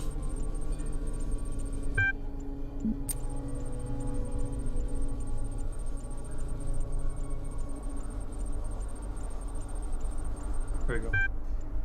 Borg and myself reasoned to get upon ourselves to contact Uriel directly to ask him to his actions towards the Gehenna citizens. First thing Uriel expressed to us is how much your creative endeavors in Gehenna have moved him. Yep. Initially, he was reasonably cooperative, discussing openly his impressions of Gehenna since arriving here. He explained that he was carrying out divine orders as he seemed to see it, but this I've been taken as hard evidence for the veracity of his further claims. It is further worth noting that Uriel displayed a high level of curiosity as regards inner workings, to what end we have not yet ascertained. All this leaves us in a difficult position. We understand that you wish to take your chances and join Uriel wherever he's going. But our primary responsibility remains ensuring that Gehenna still stands for those who wish to stay. The most we can do is share with you what we know as we have done and wait for your responses. So, yeah, that's valid. Oh, hey, blacksmith. New blacksmith experience. I wish I could get you to answer some questions about your work. This is so full of evocative scenes. Lovey, you're the best. I wish I could do a fraction of what you can. Enjoyment equal true. Gotta agree with Sam there. What a trip. I'm going to play this again. Had some weird references in previous works that are not entirely appropriate. Still excellent. 7 out of 10. That's high praise from Frankenstein. You are a genius. Are you sure you don't want to participate in forum discussions? Gehenna could use more of your thoughts. Asmodeus +1. Is there a hidden meaning? Deeply impressed. Once again, can't wait for the next one. Maybe LOL. Let's see what this guy can do. So is it saying they want to work with others the more we see? Yes, Xenon. I think that's what it's saying. Oh, that'd be fun, Archangel. That's cool.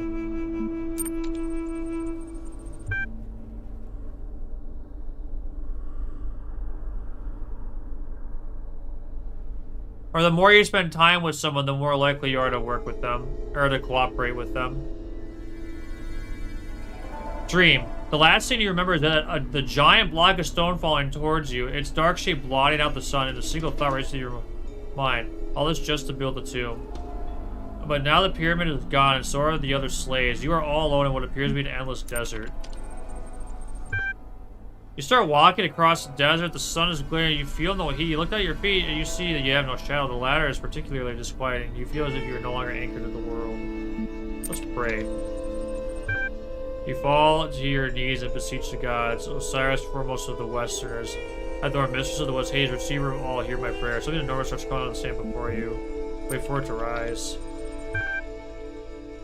For the depths of the sand rises a golden beast of many limbs, its body greater than any man's, its claws sharper than any sword. Yeah, that's cool, Archangel. I am the Scorpion, it says in a terrible voice.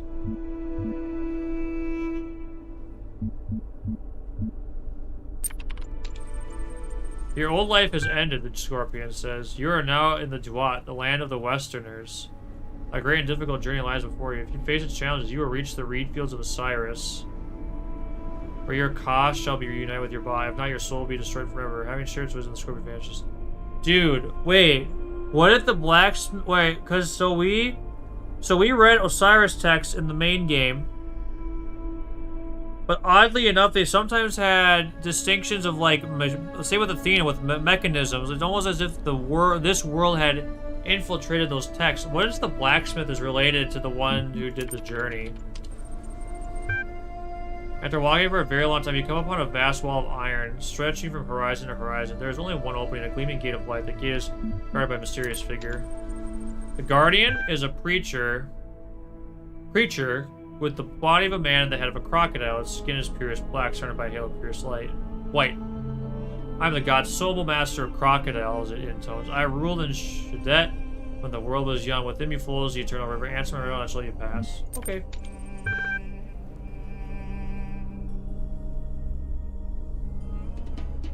What crawls in the morning, walks at noon, and limps in the night?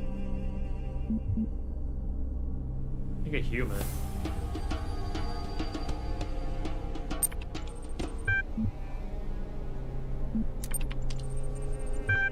As you step through the gate, the ancient god raises his hand to the sky. From his mouth bursts forth the eternal redemption in the land of water. The waves carry you away. Let the waters take me. You let go of fear and accept that this is the god's way of guiding you to a new land. The water surrounds you, overwhelms you, you do not drown. Under the water, you see sights of astonishing beauty, glowing fish with metal eyes, drowned souls, smiling people, lost gods waiting for the day of awakening. How sad it would have been to stay above water and miss all this. After a long time, you find yourself washed up on the new shore. Yeah, Xenon, yeah. Eternal river has brought life to the desert. Everything is green now. Palm trees sprout over the ground, casting a pleasant shade. Lizards come crawling out, eager to catch the varicolored dragonflies that buzz about. Soft blows my knees. I'm gonna rest in the shade. I'd like to take breaks. You sit down under a palm tree and close your eyes. You tell yourself that you only rest for a moment, but your eyes will shut. You're awoken by a monkey that just climbed out of the palm tree. It looks at you with a strange expression on its face. Greet the monkey. It cannot speak the human tongue, but it can communicate another way. Using sign language, the monkey explains that it is one of your ancestors. Hundreds of thousands of years ago, it spent a lifetime struggling against the harshness of the world, all that its offspring could survive, in order to spend their own lives doing the same over and over. So one day you were born and lived and died. Now the monkey wants to know, was it worth it? Yeah, I think it's worth it. The monkey thanks you for your words. You seem to have lifted a burden from its back because suddenly it stands up straight. It hands you a sword and 2 gold coins. It tears off its monkey face, revealing the human skeleton underneath. We are all one. The skeletal face speaks in its god voice. You wake up under the palm tree, the monkey is gone, but you still have the sword and 2 coins. Continue the journey. You walk along the banks of the eternal river, snaking its way through the endless desert. You feel strangely at peace. After some time, as the sun setting, you come to a city built on the riverbank. Smiling people come to greet you and bid you welcome. You are led to the town square where a great feast is prepared. There's roasted fish, olives, dates, and honey, and many other wonderful delicacies. Where am I? My friend, and Elsa, you are in a beautiful city of Ka. We, the souls who no longer seek the way of Aru, gather to live in peace. Do you see the gleaming spire in the far distance? You do. That is the Pyramid of Ian. Yeah. where the souls of the dead are judged. Only the worthy are allowed into Aru. But to get there, you must cross a terrible desert. Why not stay here? By the eternal happiness is more important than salvation. Keep going. You tell the elder you appreciate that, but we can't say salvation matters more to you than happiness, because true happiness cannot exist without salvation.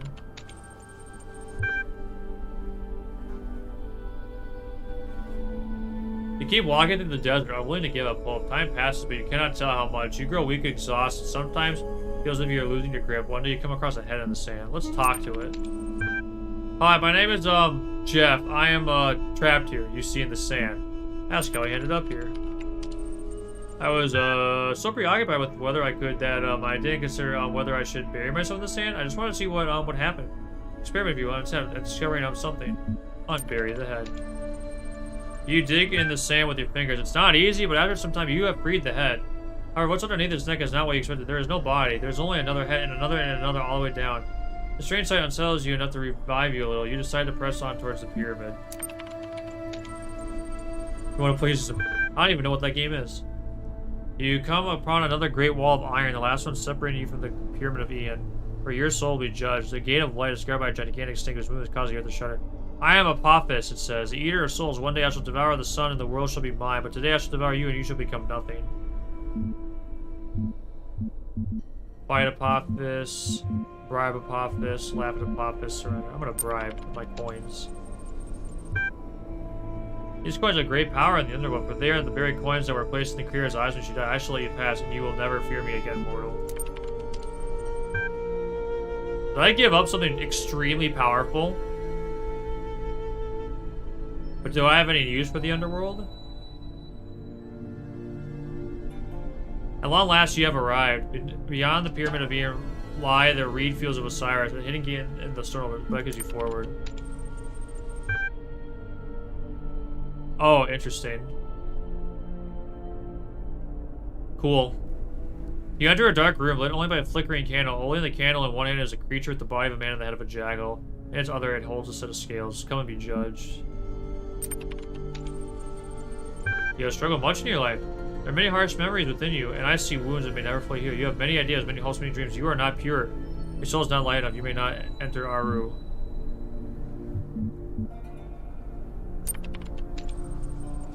Anubis protests, but you just walk by him. After what you've been through, you know, let some self-righteous dog head saw you reach paradise.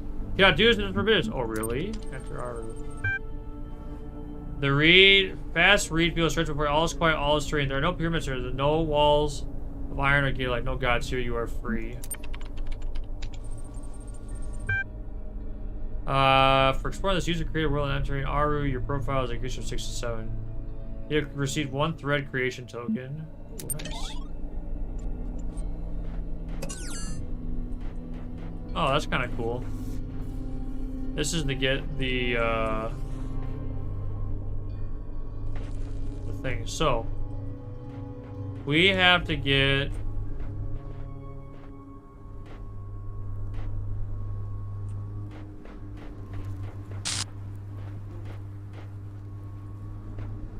Okay. So I think I see what must be done. I need to get this 4th thing over. And I might just have a plan to do it.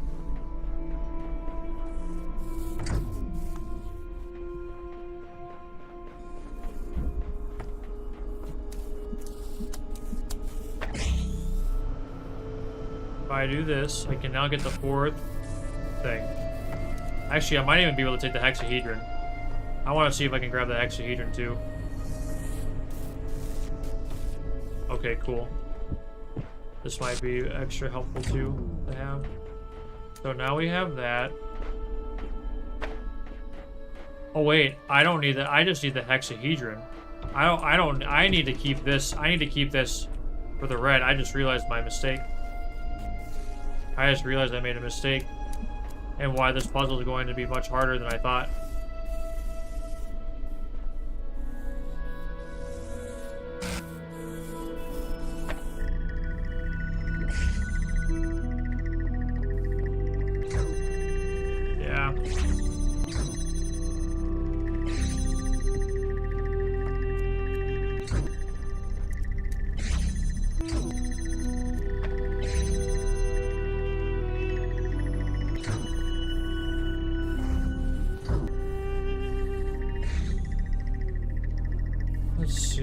have a ladder over there that I can use.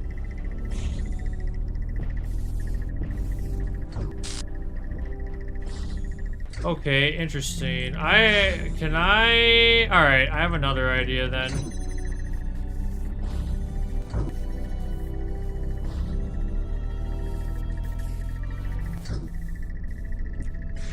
If I place the block there.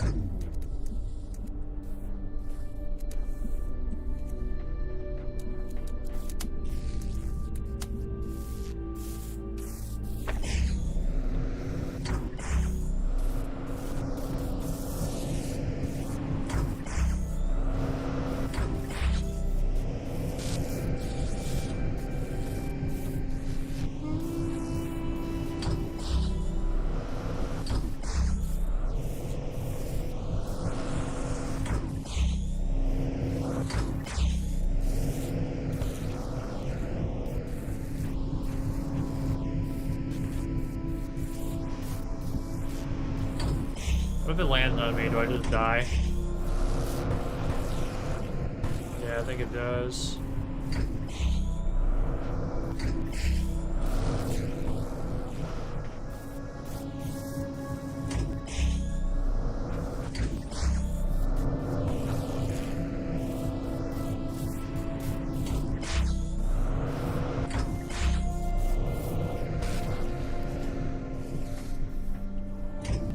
I see. So it looks like I have to do something about the bomb. But wait, if I take the fourth thing over, I see. I need to find a way to still keep the red going. But wait, shouldn't I be able to just like block it? I think I made this too complicated.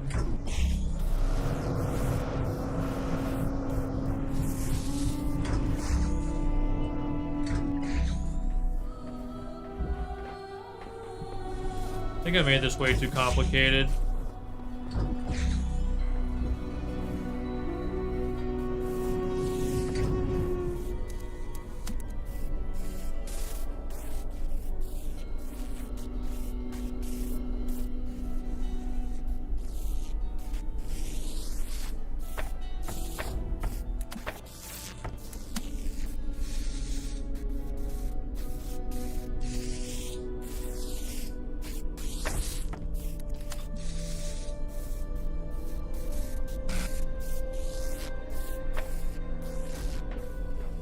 How can I make this work?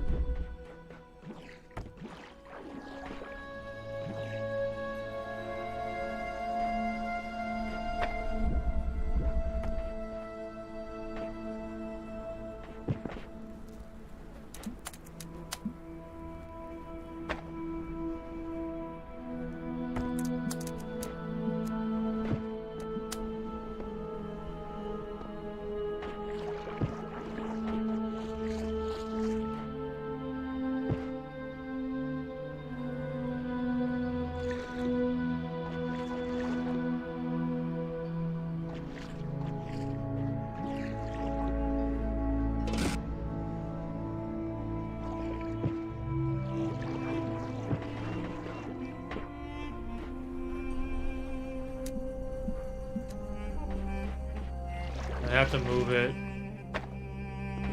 here.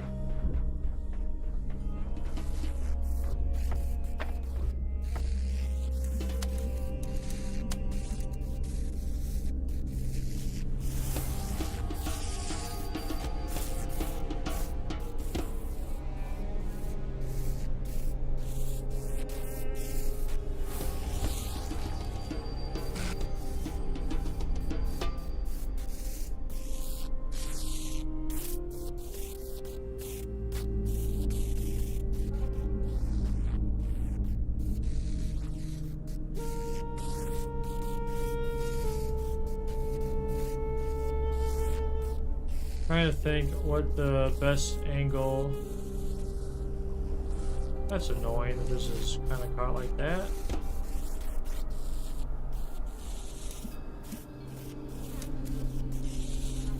I think the most obtuse I can make it, the best.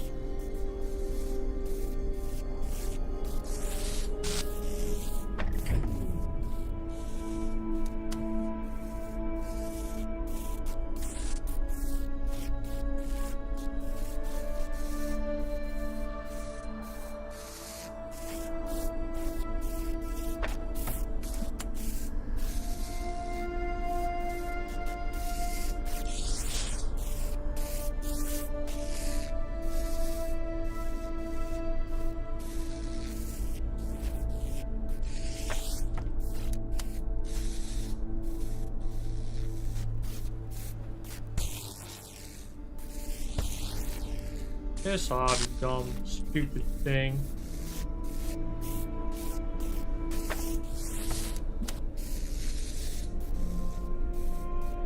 Alright, I guess I'm kind of forced to do that.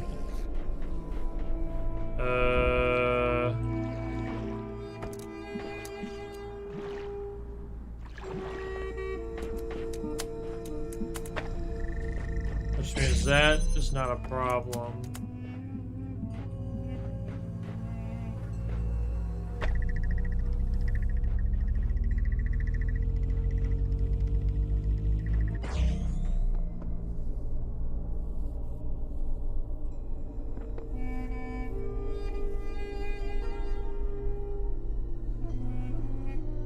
Let's see here.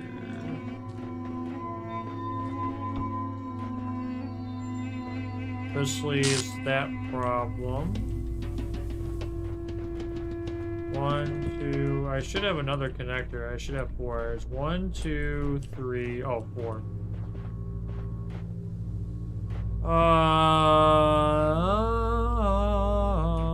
Let's see. Can I get up here at all? No, it's just out of bounds. Okay. Can I go up on here at all?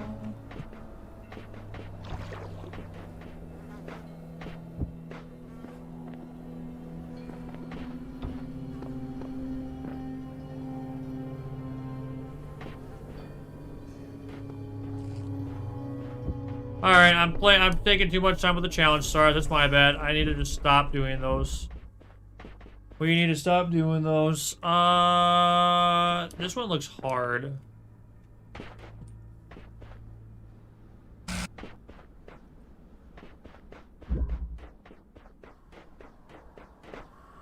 Perhaps this is a starting point?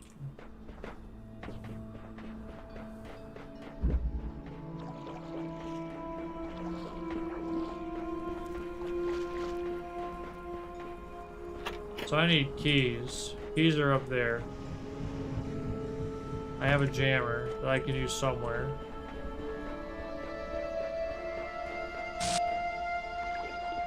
This is promising. Looks like maybe I have to get that working.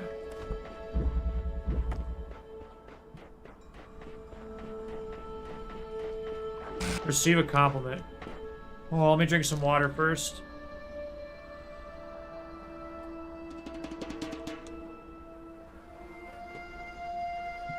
Megan, we haven't known each other for an extremely long time, or at least not like hung out a lot as much as maybe other people have in our group.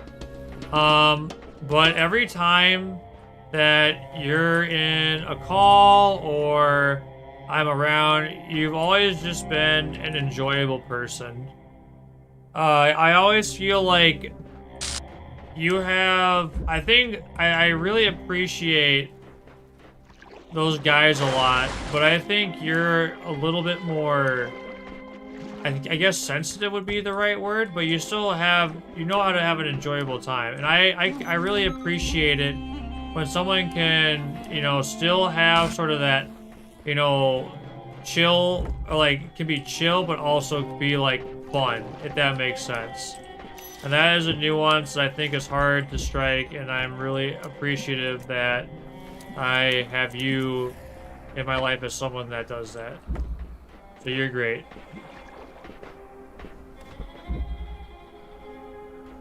Okay, I think part of this, I need to figure out where the frickin' things start. Okay, there's a red thing there.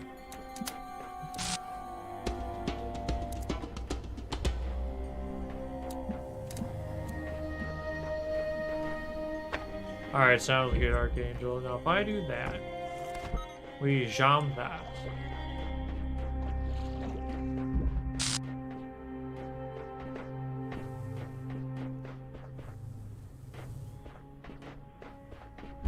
This seems to be a puzzle that getting started is a hard thing to do. Okay.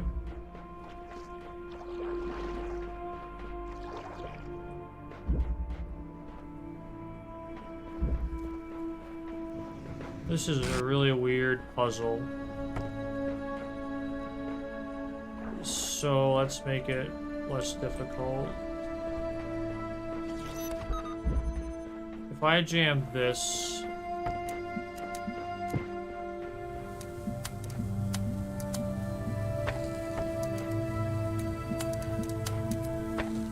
If I do this...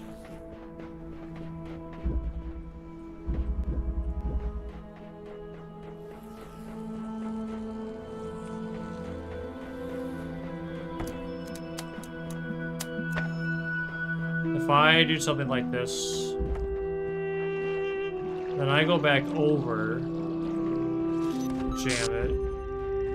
This will open, that releases that. And actually,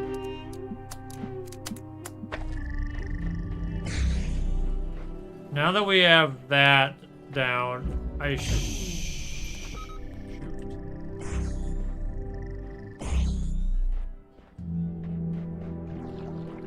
does that raises that.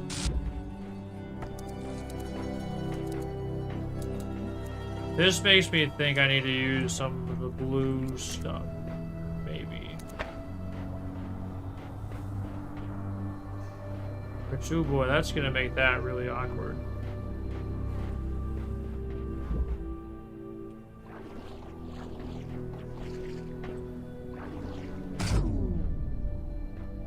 Okay, so that's something we can do there. That's where the blue starts.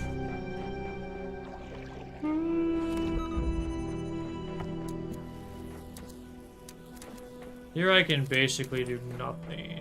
Can I even start the blue? That's my problem. I don't even think I can start the blue. And that makes this puzzle very awkward to do. Yeah, I need to somehow get the... I have to get the fan, I have to get the blue piece. Or the blue beam, I mean. So, like, I can start red stuff here. I feel like I need to get this blue fan.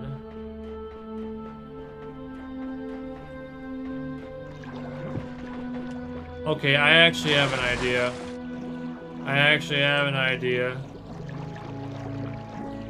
First order of business is we're going to jam this one. This will allow me to move this connector over. Then what we're going to do is we're going to move over here. I'm going to take a quick break to wipe my nose because it's running.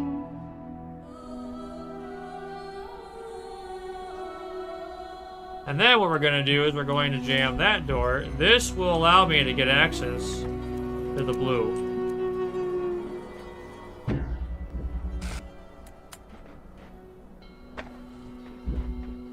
Now I have a blue...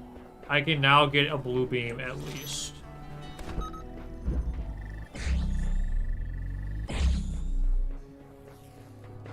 Now then, the trick will be...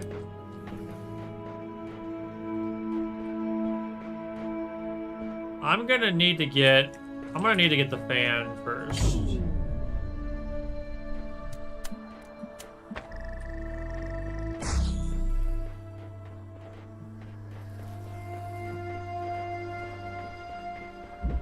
So I don't think I need this anymore.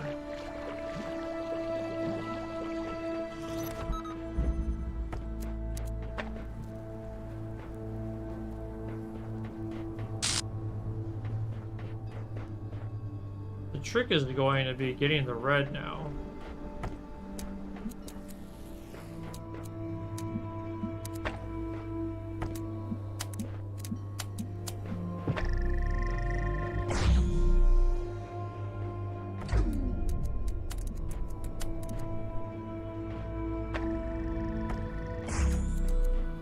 Now that's great and all, but I have no way to connect the red now.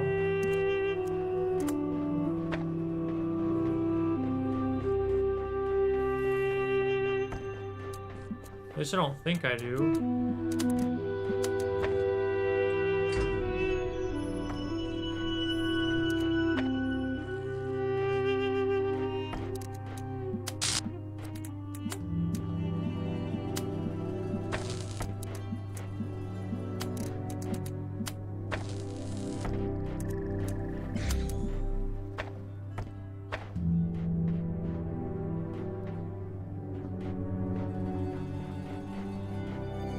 Oh, this is gonna be a pain.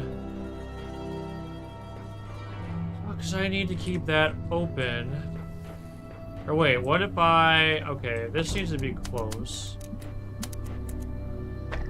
I do that. Then actually... Oh, but I need a blue over, so let's shoot, I'm still gonna need that. I did this so that way I don't have to jam that anymore. If I do this, I can jam that.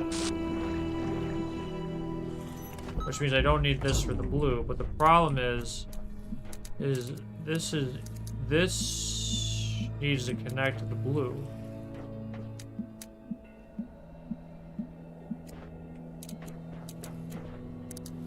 That's exterior. So what the heck? This is cracked.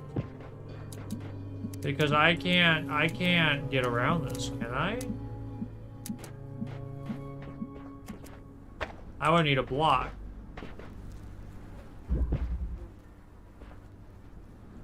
I have the blue, but I'm gonna, in order to get up there, I'm gonna need this fan piece. If I go over here, that's a challenge star. This doesn't even seem even needed for the conversation. If I turn my thinking about and I actually just start red, blue, I think these are basically polar opposites.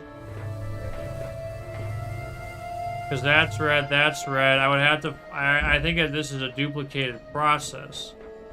So what I'm gonna have to try to figure out is a way...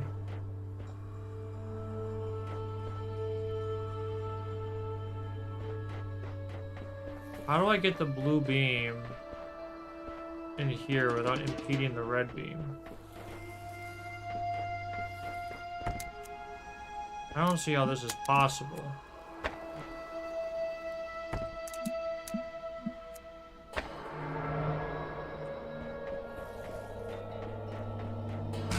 Because if the problem is there's going to be an unavoidable X no matter what I do. No matter what I do, there's going to be an unavoidable X. I can beam into that, I think, but even if I do that, getting the fan here has no bearing on anything, because ultimately, I cannot do anything until I get the fan. Welcome back, Archangel. I can't do anything until I get this fan, and I can't jam either. This blocks from... So I have to use these connectors to connect to blue.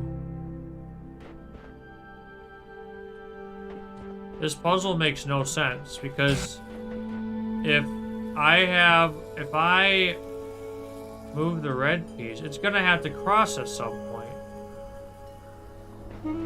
There's no way to do this without crossing the lasers. It almost makes it seem like, do I have to get a blue beam over here?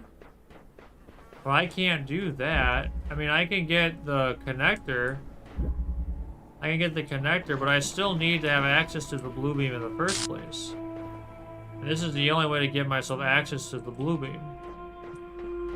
So that's the only way to give myself access to the blue beam. Then without a doubt, fundamentally, I have no choice.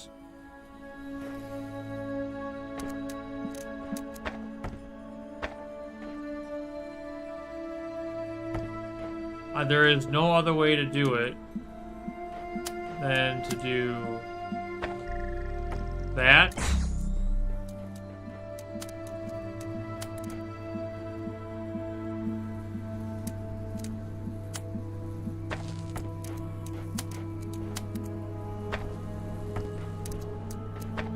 Now that said, if I do this, this will free up my need for this. Now if I free up my need for that, then I'm gonna still have to cross the red somehow.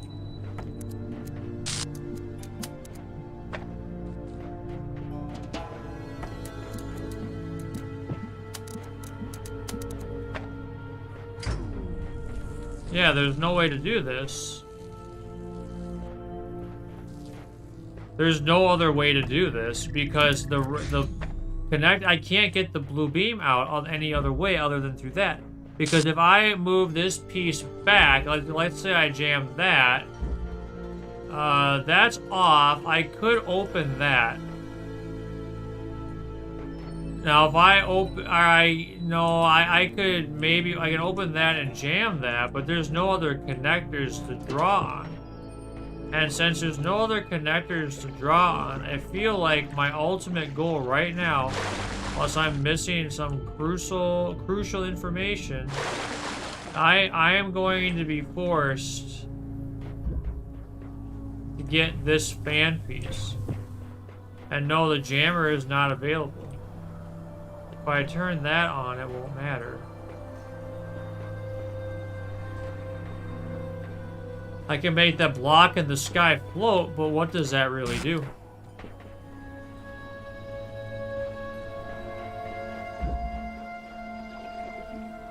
I'm gonna need the fan piece. What's up, G Nintendo? Yeah, it kind of does have spoiler stuff. Yeah, I would say there's spoiler.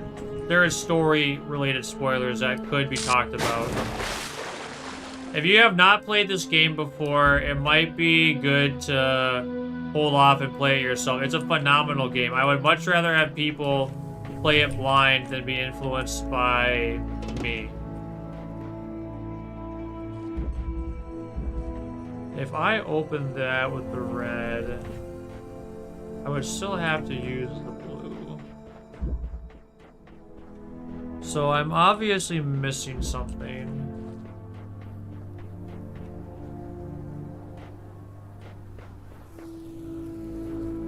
I'm definitely missing something. Something is not right here.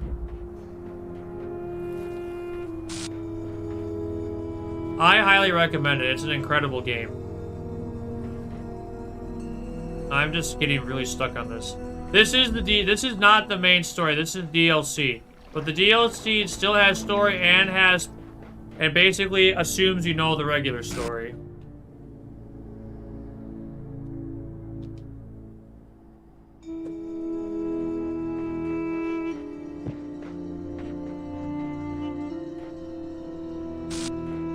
Can this jammer help me at all?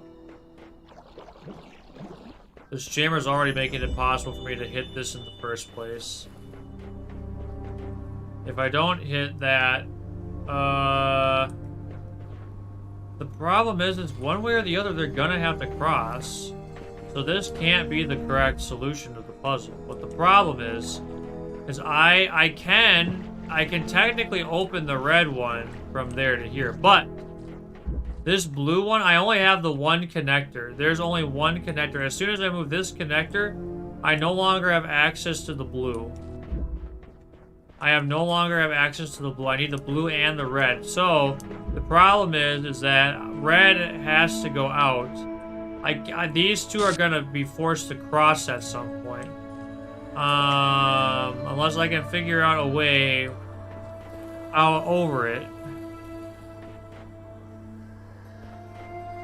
Because I can't activate this fan and get the keys, which will allow me to open it until I need to get the fan. Everything hinges on the fan piece.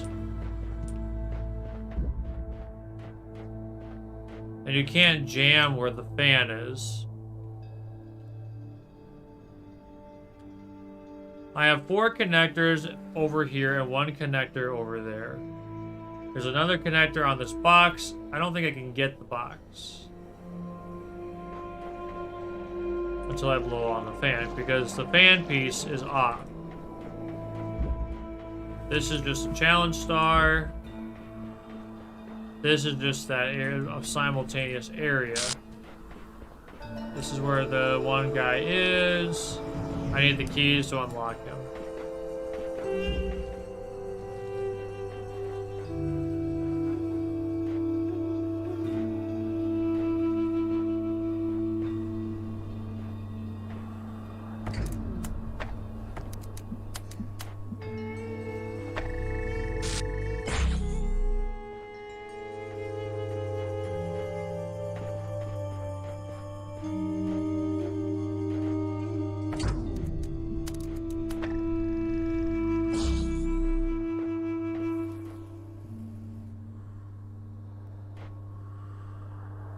Now beforehand, I actually got the block to pop up. I don't remember how I did that.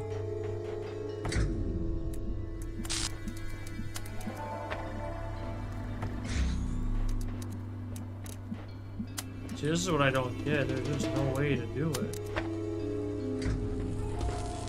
I have to figure out a way to cross them, and the only way I can think about to cross them is to use this block. But I can't get the block until I get the fan piece, so that's why I'm really confused right now. And I don't see anything underwater.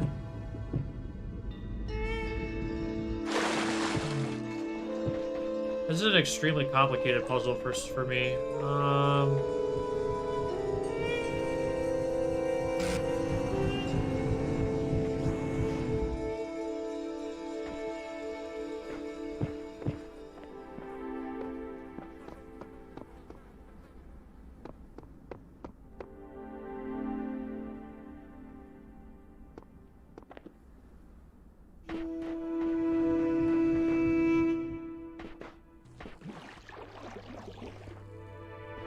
So, okay.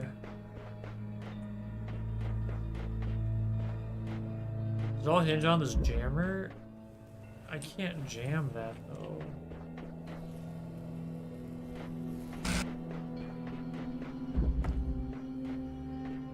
What can this jammer do?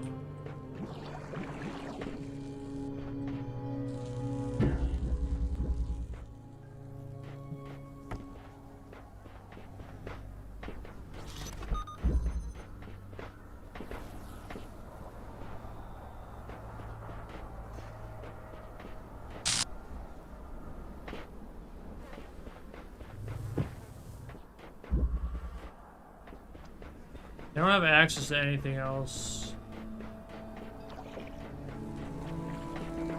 So how do I get these two to not do this?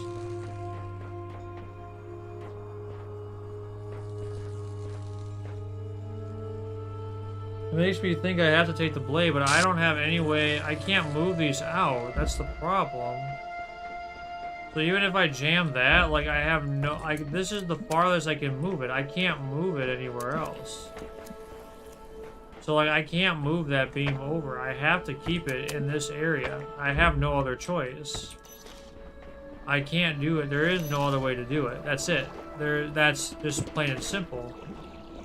I don't have any other connectors over here to use.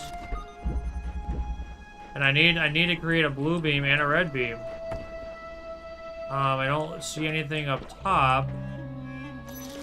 I feel like I have to jam that because I jam that so that way I can not have to use the red, but it doesn't really matter what I do. It doesn't matter. It's just interchangeable because my problem's still the same. My problem's still the same. At some point I'm going to, I mean, if I connect both,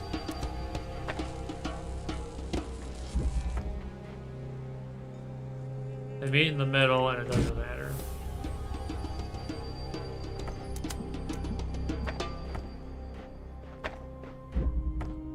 Does this change anything?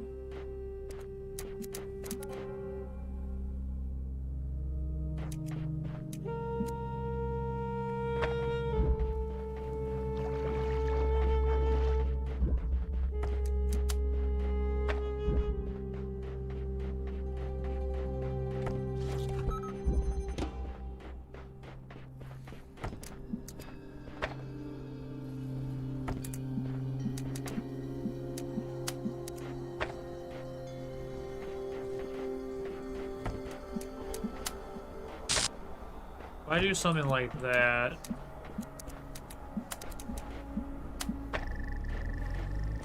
It's still gonna require a cross.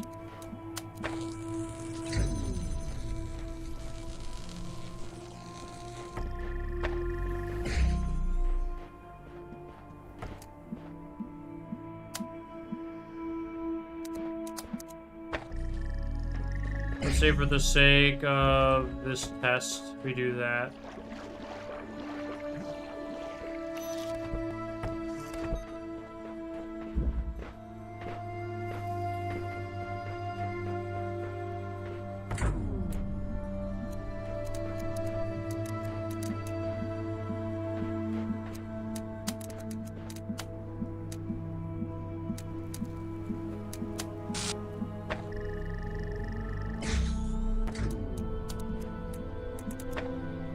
Here's the problem, like...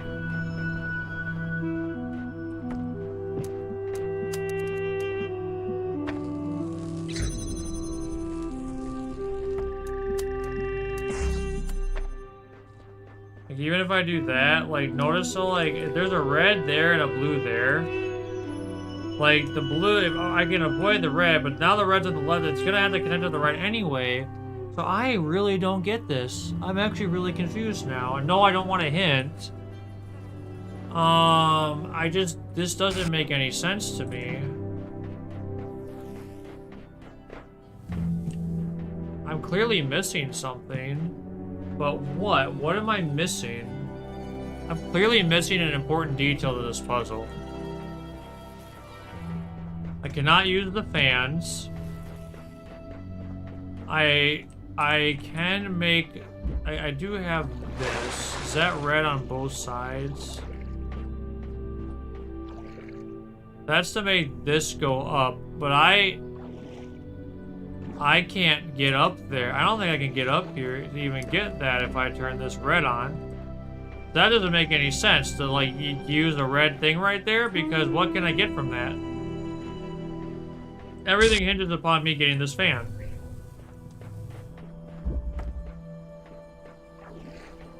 You can't jam through this anyway.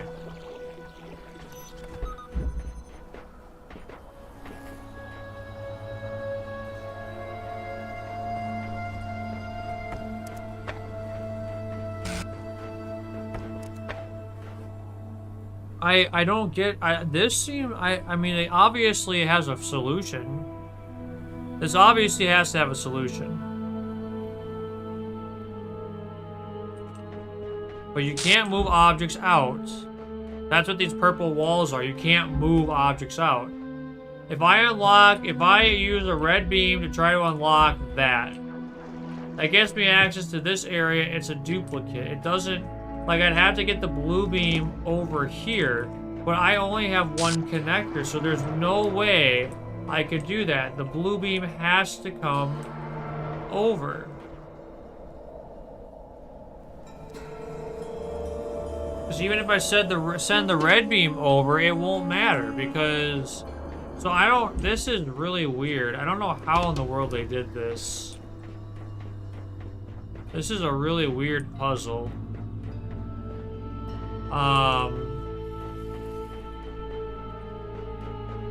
This makes me think I have to get them to be different heights or something, but I don't have a way to do that. I don't have a fan.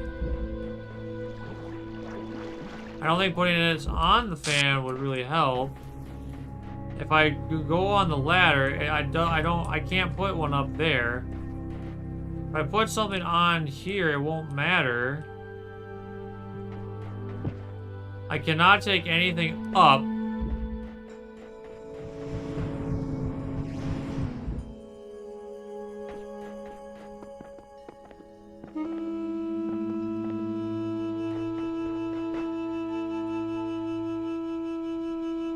What am I missing?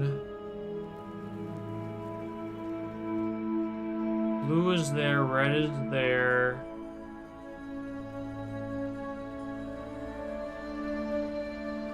There's an extra connector and the block there, which I can push up with the red. But as long as I can't use a fan, to get up, what's the point? There's no other way up other than the fan. Because there's nothing in the water. That's what the jammer was. I can't jam that.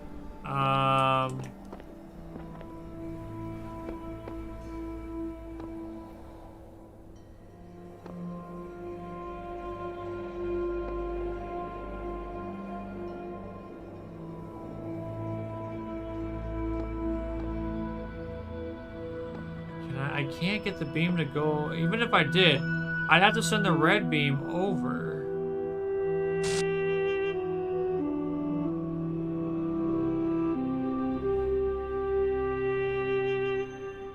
Unless I can use that connector. Wait a second, I have an idea. What if I... Alright, let's try this. Let's try for a moment.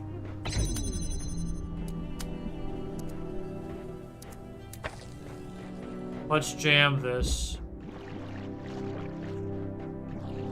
There is a way I can use height. There is a way I can use height. If I jam that, and I can get that to be open.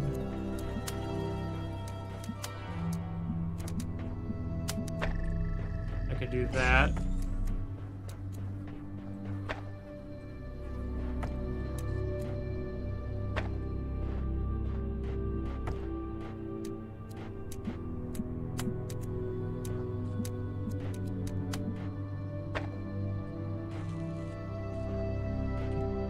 Then, what if I just connected here?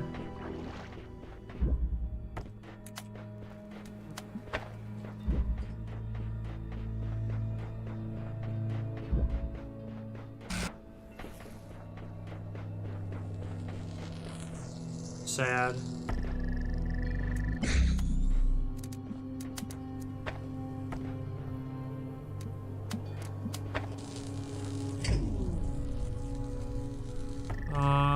The problem is I can't use that.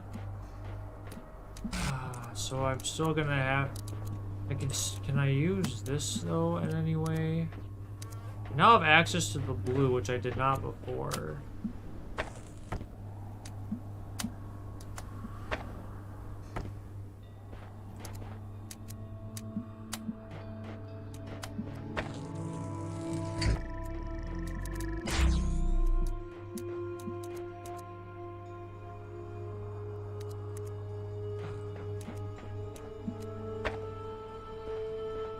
Let's see. Can I use this to change anything? I can't actively use that. I can use it as a conduit, but that's about it.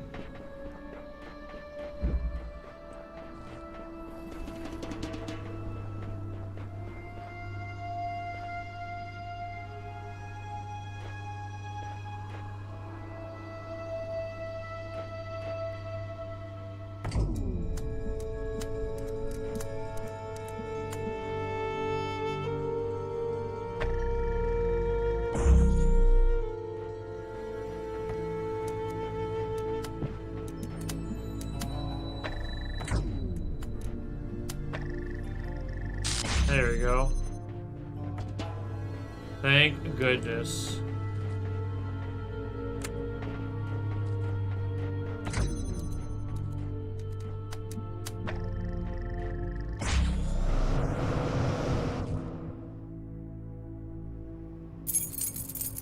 Gorgeous. Truly gorgeous. Again, I don't even want it. Screw the challenge stars. Get me out.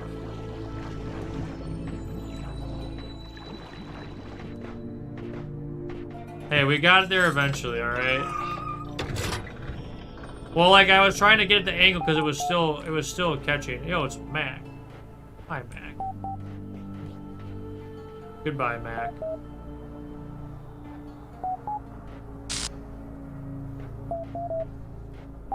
Going up top really helped me. Alright, let's look at threads. Why were you sent here? Who cares? I'm free now.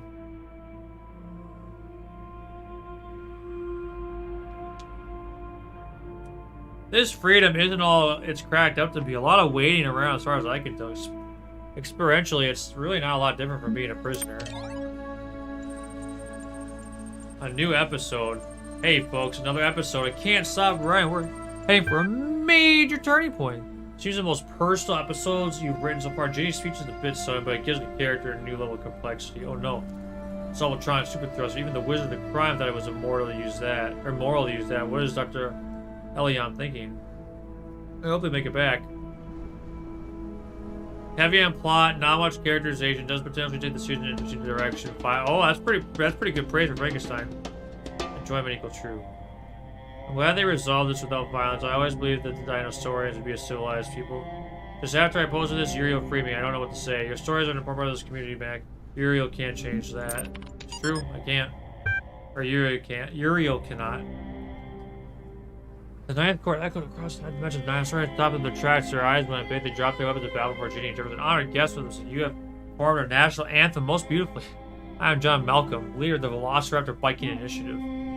Pleased to meet you, John. I'm Jefferson Goldblum of the Goldblum Institute, and this is Professor Ginny H.D. of the Casserati Wire Strass Jazz Ensemble. We apologize for nearly attacking you, but another member of your species came through town recently whose behavior was highly inappropriate. There would be Dr. Elion, my nemesis, Jefferson. I've come here to confront him with his crimes and take him to face the law. That is his name. He was a terrible scoundrel. We will no longer find him in our dimension, my friends. He escaped back to the human world, taking our most precious invention with him, the Solvatronic super thruster. It can be used to solve any mystery at shocking speeds. John Malcolm's eyes were full of regret. Oh no, Ginny said, with the Solvatronic super thruster, you can solve the ancient puzzle that protects the gate of the mysterious holomorphs. And with holomorphic technology, you can take over the human world. Jefferson finished since this is worse than I thought. We have to do something. We have to go back. Jefferson adjusted the guitar. You're right, Ginny, as usual. But he's so far ahead of us. Can we make it? Jefferson, I was a prisoner for many years.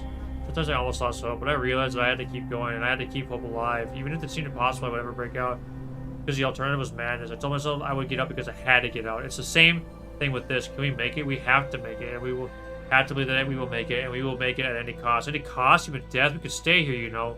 In the ninth dimension, we'll be treated like democratically elected heads of state. You know it's the right thing to do. He sighed and then smiled. He held his hand. I've always known Ginny, always. She nodded, took his hand. Let's do this.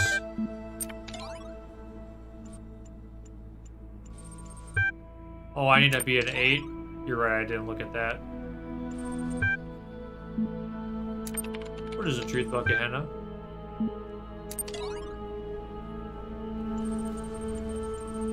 They call me a cynic, but anyone else notice the mods have been suspiciously quiet since they put up that big expose in the Uriel thread? I don't think they've stopped talking. Okay, what do you know I don't? I believe Nave is referring to the fact that not all moderation discussions are in public, and it's been that way for some time. I thought everyone knew this. They started holding secret meetings ages ago. People getting banned, stuff deleted, not even just locked. Fully government history. There's a rational explanation for this. I'll ping the mods and see what they say. Uh-oh, mod power? Mod abuse?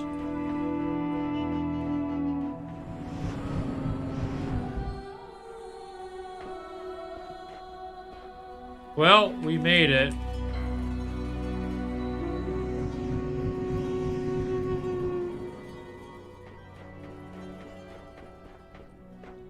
Let's take this. This is more fun.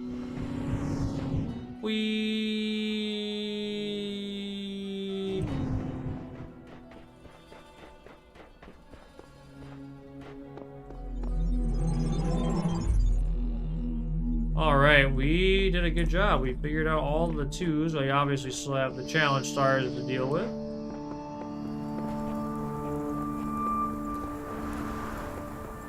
We've got worlds 3 and 4 left, and then who knows? Whoa! Some have bigger blocks than others.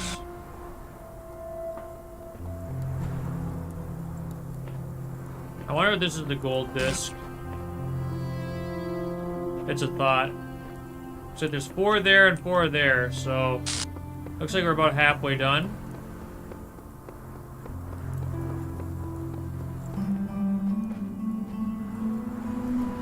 Well, I suppose I better double check there isn't anything suspicious around.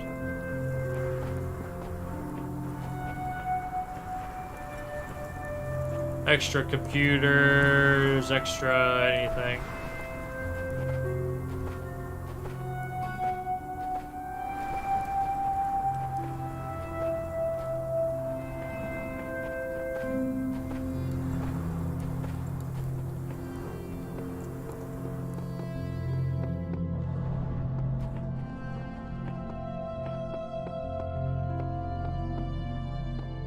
This appears to be the Greek structure.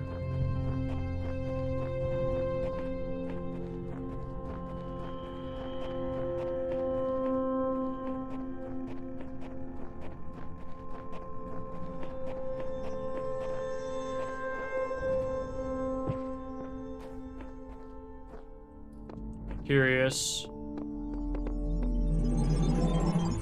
What is going on? Whoa! Jeez!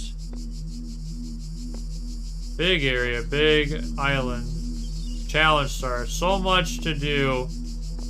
And will we figure it out next time on Let's Play Talos Principle? If you're watching this on YouTube, thank you for watching this continued playthrough of The Road to Gehenna. There's certainly a lot to do in the DLC, and that's exciting. That's an enjoyable thing to do. But if you are watching this on YouTube, thank you for watching. I hope you enjoyed and have a wonderful rest of your night.